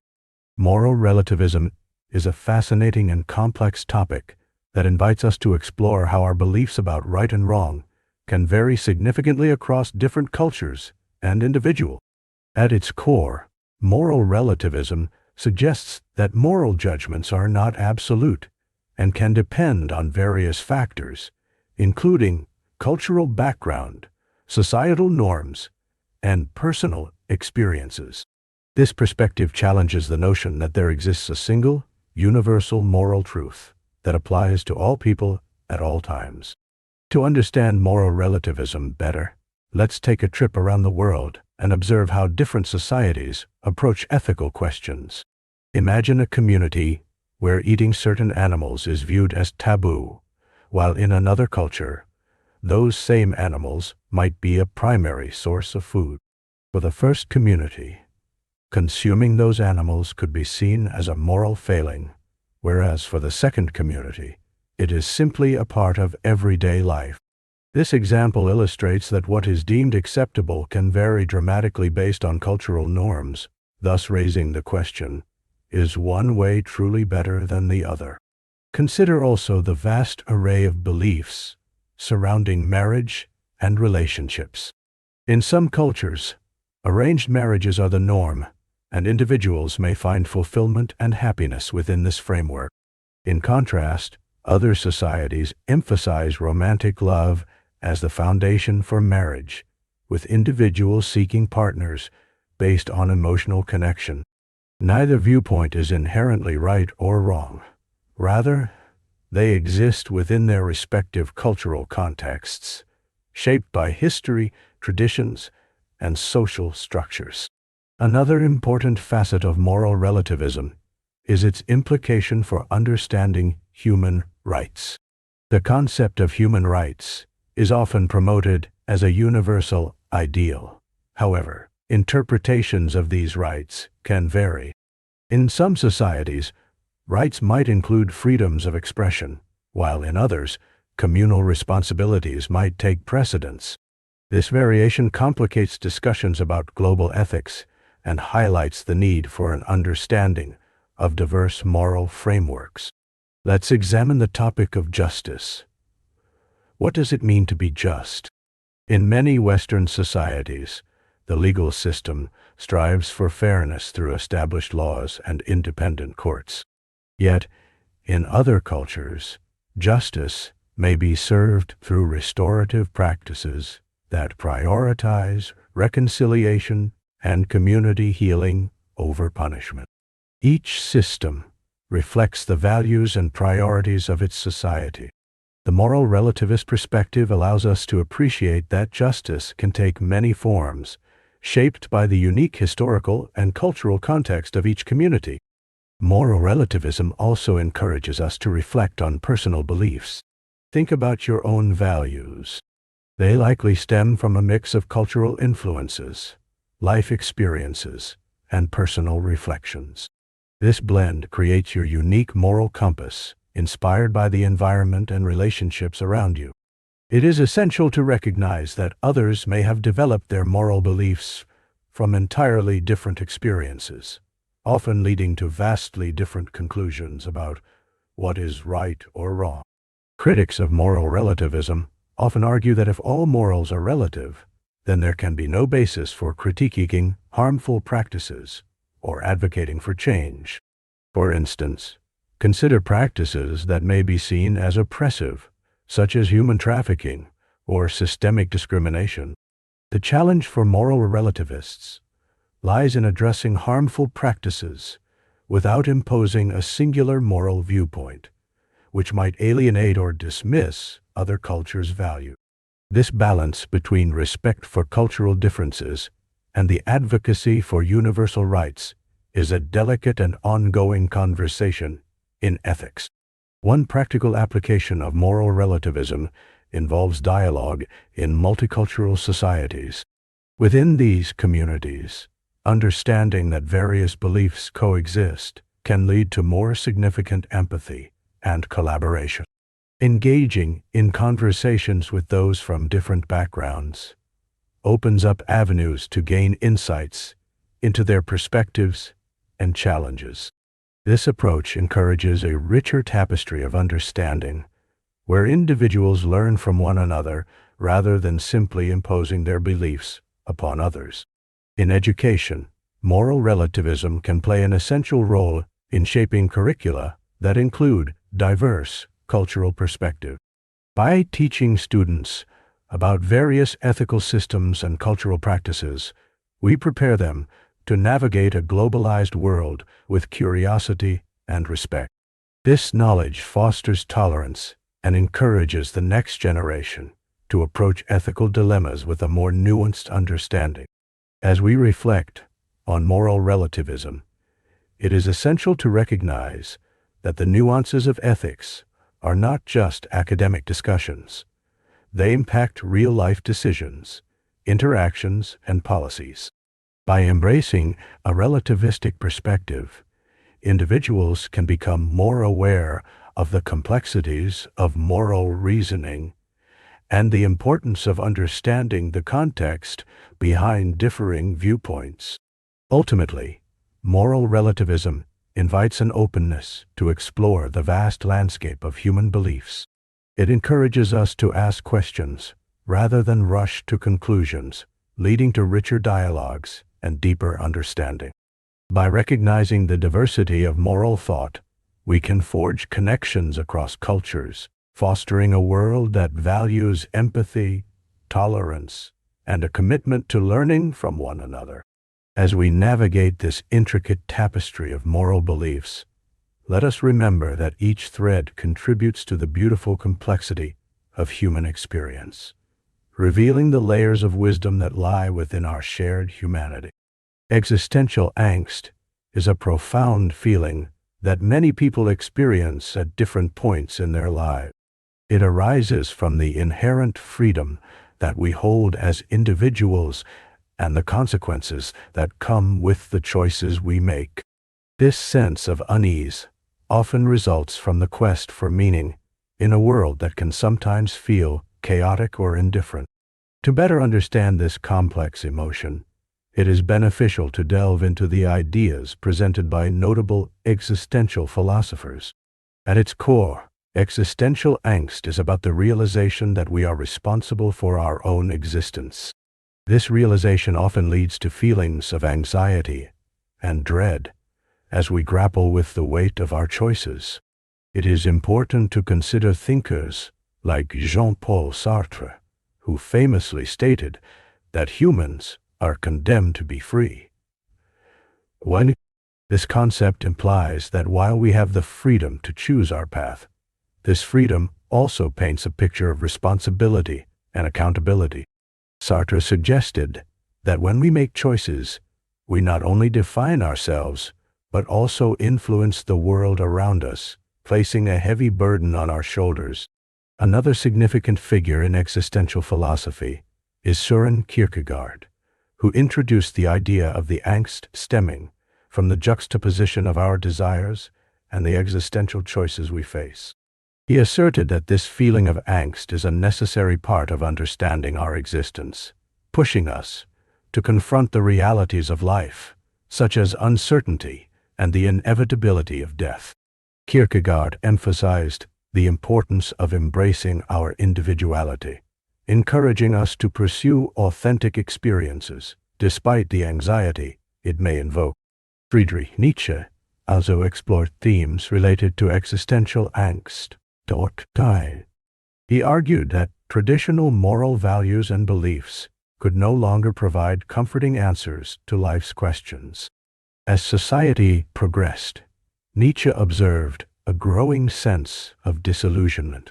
He discussed the death of God, a metaphorical expression indicating the declining influence of religion and absolutes in modern life. This led to a vacuum of meaning, forcing individuals to navigate through life without clear-cut guidance. In this context, individuals experience angst as they search for their purpose in a world that seems devoid of inherent meaning. The exploration of existential angst does not stop at philosophical discussions. It resonates deeply in literature, art, and psychology, as many creators and thinkers have sought to articulate the complexities of human existence. For instance, the works of Franz Kafka often reflect this sentiment, portraying characters who confront a bureaucratic, surreal world that heightens their feelings of alienation and dread. Kafka illustrates how existential angst can manifest in everyday situations, emphasizing the absurdity of human existence and the struggles faced when striving for authenticity. Existential angst can also be linked to the modern human experience. In a fast-paced world where options abound, individuals may feel overwhelmed by choice. With endless possibilities presented by technology and globalization, the fear of making the wrong choice can lead to paralysis. This sensation is often exacerbated by social media, where curated lives can create a false sense of perfection, prompting individuals to compare themselves against others, leading to further existential dread. Conversely, it is essential to note that existential angst can serve as a catalyst for growth and self-discovery. By acknowledging this discomfort and the freedom that accompanies it, individuals can embark on a journey of self-exploration. Instead of shying away from these feelings, confronting them can lead to a deeper understanding of one's identity and desires. This pursuit can create an opportunity for individuals to embrace their freedom and redefine what brings them meaning and fulfillment. Think of it as a bridge built from the depths of anguish to the heights of authenticity. By acknowledging the feelings of dread, you engender a sense of clarity, allowing for personal evolving. Imagine standing at a crossroads, where one path leads to a life dictated by societal norms and the other unfolds before you, rich with personal meaning and excitement. The journey towards authenticity can be both terrifying and exhilarating, and it is essential to recognize that the struggles faced can ultimately lead to a fulfilling and genuine existence. Understanding existential angst enables individuals to navigate their lives with intention. Engaging with this feeling may inspire creativity, motivation, and introspection. By embracing this inherent discomfort, one can find the courage to take the leap into the unknown, discovering passions, values, and even new paths previously unconsidered. Ultimately, existential angst is a universal experience, reflecting the ongoing human search for meaning amid freedom and choice. Rather than shy away from these feelings, embracing them can lead to a life that resonates deeply with authenticity. It reminds us that while we may not have all of the answers, the very act of questioning and exploring our existence is where true richness lies. This journey into the depths of our being, though steeped in uncertainty and dread, holds the potential for beautiful self-discovery and growth. In facing existential angst, we unlock the door to a meaningful life filled with unique experiences, greater awareness, and above all, a profound connection to our shared humanity. The paradox of tolerance is a thought-provoking concept introduced by the philosopher Karl Popper. This idea challenges our understanding of tolerance in society and provokes important questions about the limits we should set for tolerance itself. At first glance, tolerance seems like an admirable quality. We often celebrate the idea of accepting diverse beliefs, practices, and perspectives. However, Popper's paradox forces us to consider a crucial question. What happens when tolerance is extended without any boundaries? Imagine a community that prides itself on being accepting and open-minded. People in this community value their differences, whether they are based on religion, culture, or personal beliefs. They believe that the more tolerant they are, the stronger their society will be.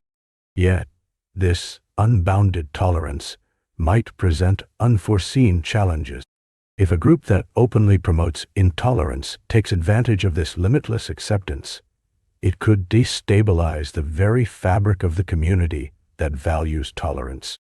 To illustrate this, consider a hypothetical situation where a small group within the community advocates for ideas that fundamentally oppose the principles of tolerance itself.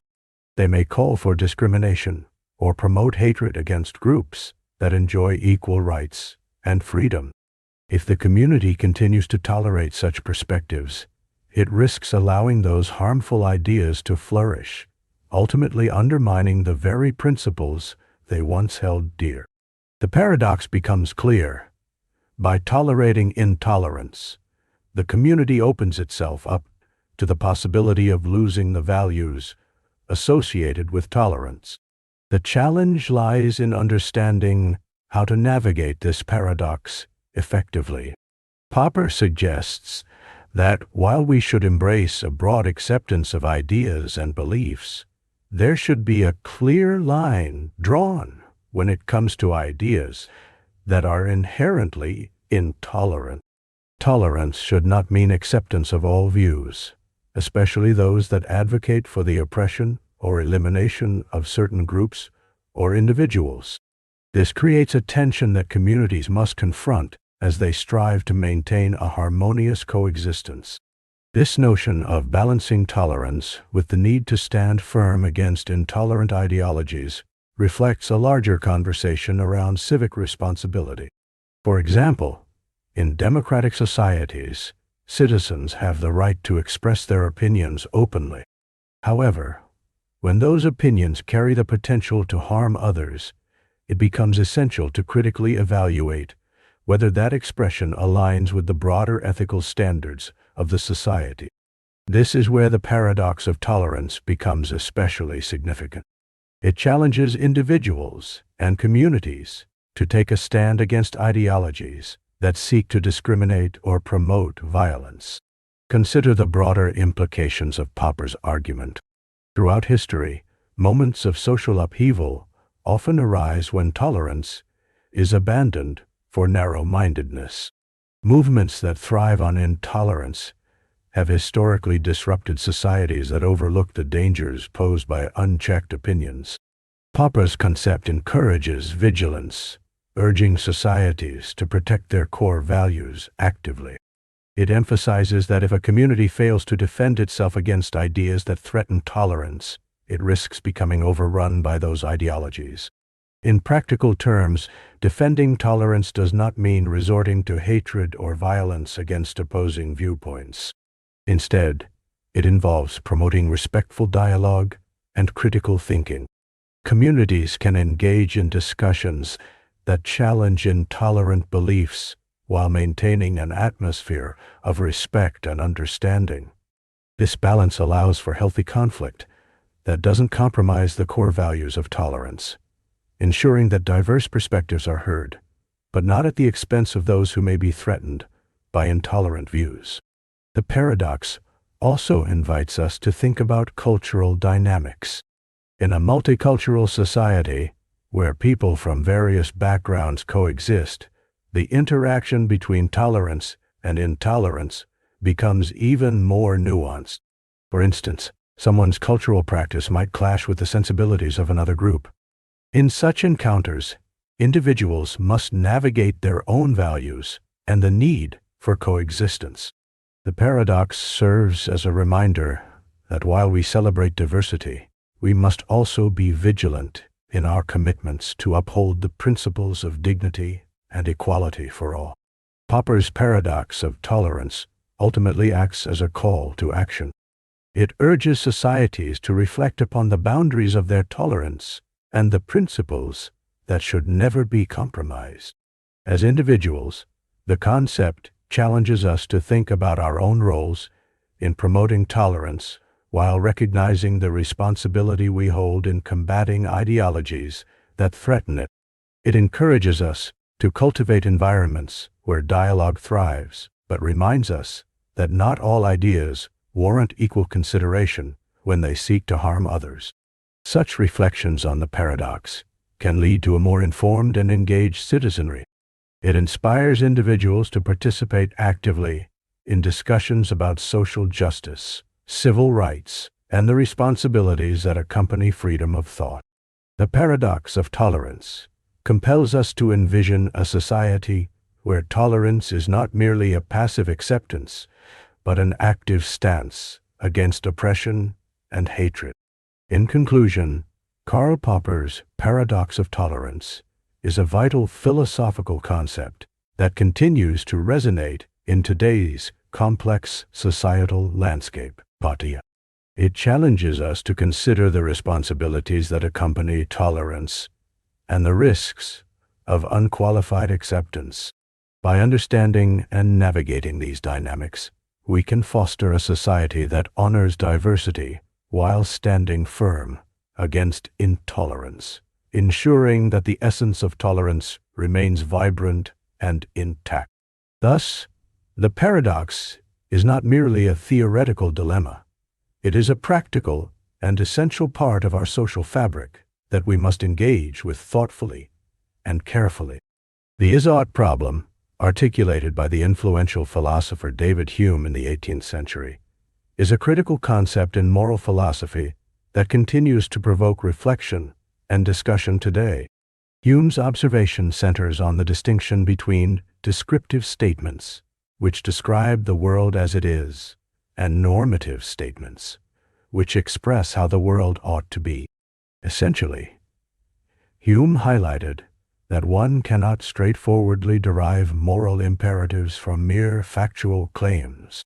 This insight challenges not only ethics but also how we reason and formulate our beliefs. To unpack this further, consider a simple example. Suppose we say that the sky is blue or the grass is green. These are factual statements about the world. They can be observed, measured, and verified. However, if we were to follow this by saying, "Therefore, you ought to wear a blue shirt," we find ourselves making a leap that Hume cautioned against. The conclusion about what one ought to do does not logically follow from the observation of what currently exists. Hume's contention invites critical scrutiny of our reasoning processes. Let's further delve into a scenario. Imagine we are examining the behavior of a particular animal species. We observe that a certain bird builds its nest in a specific manner. It is factual to announce that the bird builds its nest using twigs and leaves. However, if we then declare that, therefore, humans ought to build their homes in the same way, we have made an unsupported jump from description to prescription. This exemplifies Hume's assertion that just because something is a certain way, it does not dictate that it should be that way, or that we should emulate it. Hume categorized statements into two types: is statements, which represent facts, and ought statements, which present moral judgments. The gap between these two categories raises significant questions regarding how we should formulate our ethical frameworks. For instance, if individuals insist upon making moral judgments based solely on empirical observations, they may find themselves trapped in a cycle without clear guidance on appropriate action. Consider another example involving societal behavior. We observe that most people lie at some point in their lives. This factual observation may lead some to conclude that lying is acceptable. However, this conclusion risks normalizing behavior without examining the underlying ethical question of whether lying is truly justifiable. Hume's problem provides clarity in questioning whether we can allow social norms or factual data to dictate moral standards. In practical terms, the is-ought problem has profound implications for ethical discussion. It encourages us to critically examine how we derive our moral reasoning. For instance, in debates about environmental conservation, individuals may state that climate change is causing devastation.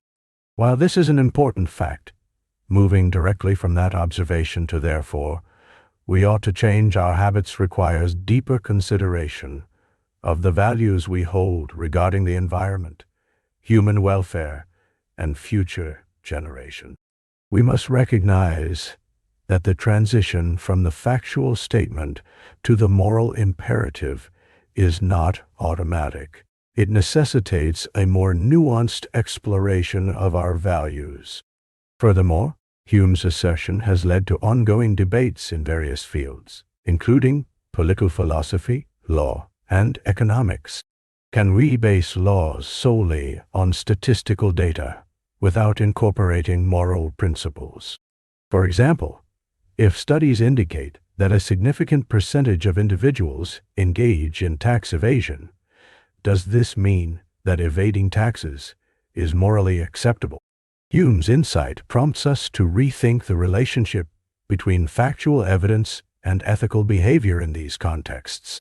Moreover, the is-ought problem also invites us to consider the role of emotions and sentiments in our moral reasoning. Hume believed that our moral judgments are often rooted in feelings rather than solely in rational thought. This perspective implies that our emotional responses to certain situations can inform our values and decisions about how we ought to act. Therefore, when we face ethical dilemmas, we may need to balance factual information with our empathetic responses to truly understand the moral landscape. As we explore the implications of the Vat problem, it is crucial to recognize its enduring relevance. In an age where empirical data is abundant, the challenge is to maintain clarity regarding the boundaries between factual statements and moral imperatives. By appreciating Hume's contribution to philosophy, we become empowered to critically assess how we form our ethical beliefs and the foundational principles that guide our actions. In conclusion, the Vat problem offers a valuable framework for examining the interplay between facts and ethics. By understanding the limitations of deriving moral conclusions from descriptive statements, we can foster more thoughtful discussions about our values, behaviors, and obligations. This philosophical inquiry encourages us to navigate the complexities of moral reasoning with greater awareness and integrity, leading to more informed choices in both personal and societal context. The journey into understanding morality becomes not just an exploration of what is, but also of what truly ought to be, driven by a blend of rational thought, emotional insight, and ethical reflection. The liar paradox is a fascinating concept in the realm of logic and philosophy that captures our imagination with its self-referential nature. At its core, it revolves around simple statements that create significant complexities when they reflect on themselves. One common example is the straightforward assertion, "This sentence is false." If we analyze this statement, we find ourselves in a perplexing loop. Let's examine what happens when we consider the statement to be true. If "this sentence is false" is indeed true, then its assertion must hold. Hence, it must be false. This leads us to a contradiction, suggesting that if the sentence is true, it must be false simultaneously.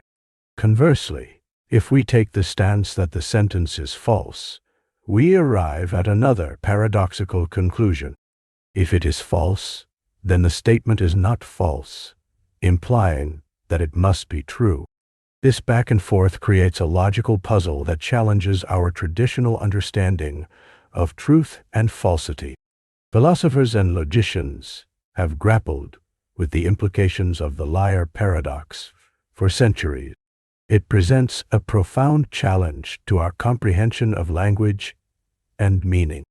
We begin to question the nature of statements and how they interact with the concepts of truth and falsehood. The paradox illustrates that not all truths can be easily categorized in our logical framework. It shatters the notion of language being an unambiguous medium for expressing thoughts and ideas. Consider a scenario similar to the liar paradox, which is sometimes referred to as a self-referential loop. Imagine a sign that reads, "The next sign will be true." If this sign is true, then the next sign must express an accurate statement. However, if the subsequent sign were to say, "The previous sign is false," it creates a conflict, drawing us back to the original assertion. This ingenious interplay between signs accentuates how language can lead us down rabbit holes of contradiction. This paradox is not merely an abstract philosophical quandary. It finds its relevance in various fields, including computer science and linguistics. Programmers often encounter issues related to self-referential statements in algorithms and the construction of artificial intelligence. Understanding the limitations and implications of such self-reference helps tech developers construct more effective systems that avoid paradoxes. The liar paradox also nudges us to consider the larger implications of truth in everyday life. For example, think about how we communicate with each other. We often use metaphors, jokes, or even sarcasm, which can muddy the waters of literal truth. A statement like, "I'm on fire," may denote excitement rather than an actual risk of combustion. Just as in the liar paradox, the intersection of language and meaning can create complexities that challenge our understanding. Additionally, the liar paradox connects to other areas of philosophy, particularly in discussions about the foundations of mathematics and logic. The famous mathematician Kurt Gödel employed self-referential statements in his incompleteness theorems, which assert that within any sufficiently powerful formal system, there are propositions that cannot be proven true or false. This brings us back to the essence of the liar paradox by demonstrating the limitations of formal systems in their aim to attain total truth. As we delve deeper into the maze of the liar paradox and self-reference, we can appreciate the creativity and complexity inherent in logic itself. It encourages us to think critically about the constructs we adopt, reminding us that language is not just a tool for communication, but also a double-edged sword that can entangle our thought. As an exercise of the mind, it invites us to explore the fragile fabric of truth and accept that not everything can fit neatly into boxes we create. The paradox also serves as a metaphor for the ambiguity often present in human relationships and social interactions. Misunderstandings and misinterpretations can arise when statements are taken at face value without considering the deeper meaning or context. Similar to the liar paradox, human communication can produce statements that seem simple but led to unexpected layers and outcomes. In conclusion, the liar paradox is a captivating exploration of self-reference, truth, and language that challenges our understanding of logic. It showcases the intricate dance between assertion and contradiction, inviting us to ponder deeper questions about meaning, truth, and our communication with each other. As we navigate this labyrinth of logic, we are reminded that some puzzles may remain unresolved, enriching our curiosity and encouraging us to keep questioning the world around us. What does it mean to speak the truth? How often do we confront contradictions in our own lives? The next time you encounter a statement, pause and consider the layers hidden within, for there might be more than meets the eye. In the annals of ancient Greek mythology, there exists a tale about Sisyphus, a figure emblematic of struggle and determination. According to myth, Sisyphus was a king known for his cunning and deceitful nature. He outran death, tricked the gods, and violated the rules set by fate itself.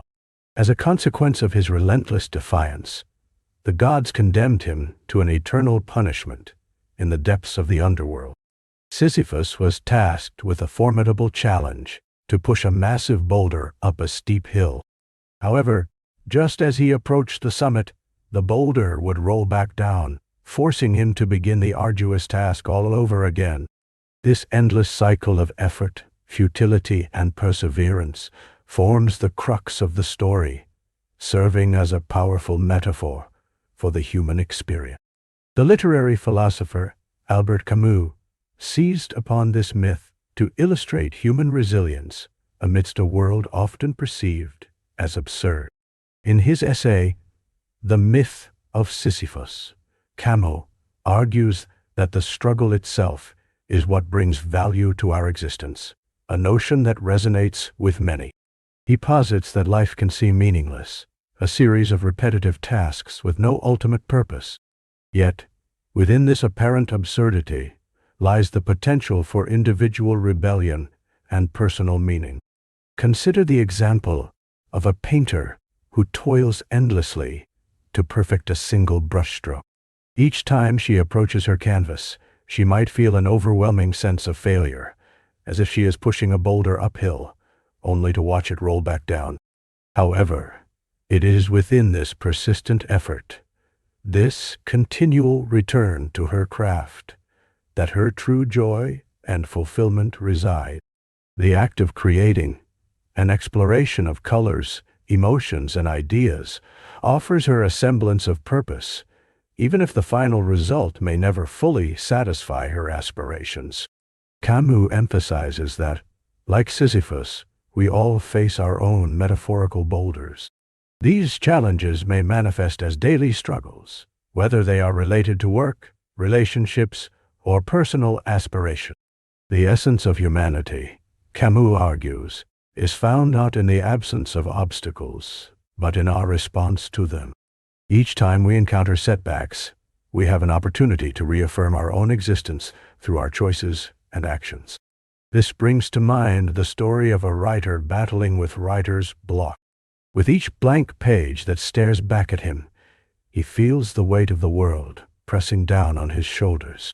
Yet, in every attempt to inscribe his thoughts, every moment of frustration and fleeting inspiration, he embodies the very essence of Sisyphus. It is not merely about completing a book. It is about the dedication to the craft, the passion for storytelling, and the relentless pursuit of expression that gives life its vibrancy. Additionally, Camus introduces the idea of acceptance as a fundamental trait associated with Sisyphus. By acknowledging the absurdity of his situation, Sisyphus grows to embrace his circumstances. This acceptance does not equate to resignation, but rather to a conscious decision to find joy in the act itself. When faced with his never-ending task, Sisyphus can thus be seen as a symbol of defiance, a figure who finds strength in perpetual struggle. Imagine a student grappling with an overwhelming workload. At times, it may feel as if the responsibilities pile up like an insurmountable mountain, and the end goal remains out of reach. However, the journey these students undertake, late nights, revisions, and moments of doubt, contribute not only to their knowledge, but also to their character. In embracing the process and navigating through challenges, they discover resilience and adaptability, traits that will serve them well beyond the classroom. Camus concludes that the true triumph lies in our ability to create meaning in our lives, even within a framework that may seem devoid of it. Taking inspiration from the myth, we learn to rise each day, ready to confront our own boulders, aware that the struggle is formative. In recognizing the value of persistence, we are encouraged not to shy away from our difficulties, but to engage with them wholeheartedly. Thus, the myth of Sisyphus resonates as a poignant reminder of the human spirit's capacity for resilience. In moments of despair or confusion, we can recall the lessons of Sisyphus, understanding that our journey may be filled with hurdles. Nevertheless, it is through these trials that we carve out our narratives, find meaning in our endeavors, and ultimately celebrate our existence. Through this lens, Sisyphus transforms from a tragic figure into a hero of sorts, representing the perseverance of the human spirit. As we continue to push our boulders up the hills of life, may we find solace in the knowledge that the journey itself, filled with struggles and triumphs, holds the essence of our shared humanity. The challenge persists, yet so does the opportunity to embrace every moment of our lives as we acknowledge and celebrate the myriad ways we seek and find purpose in this complex world.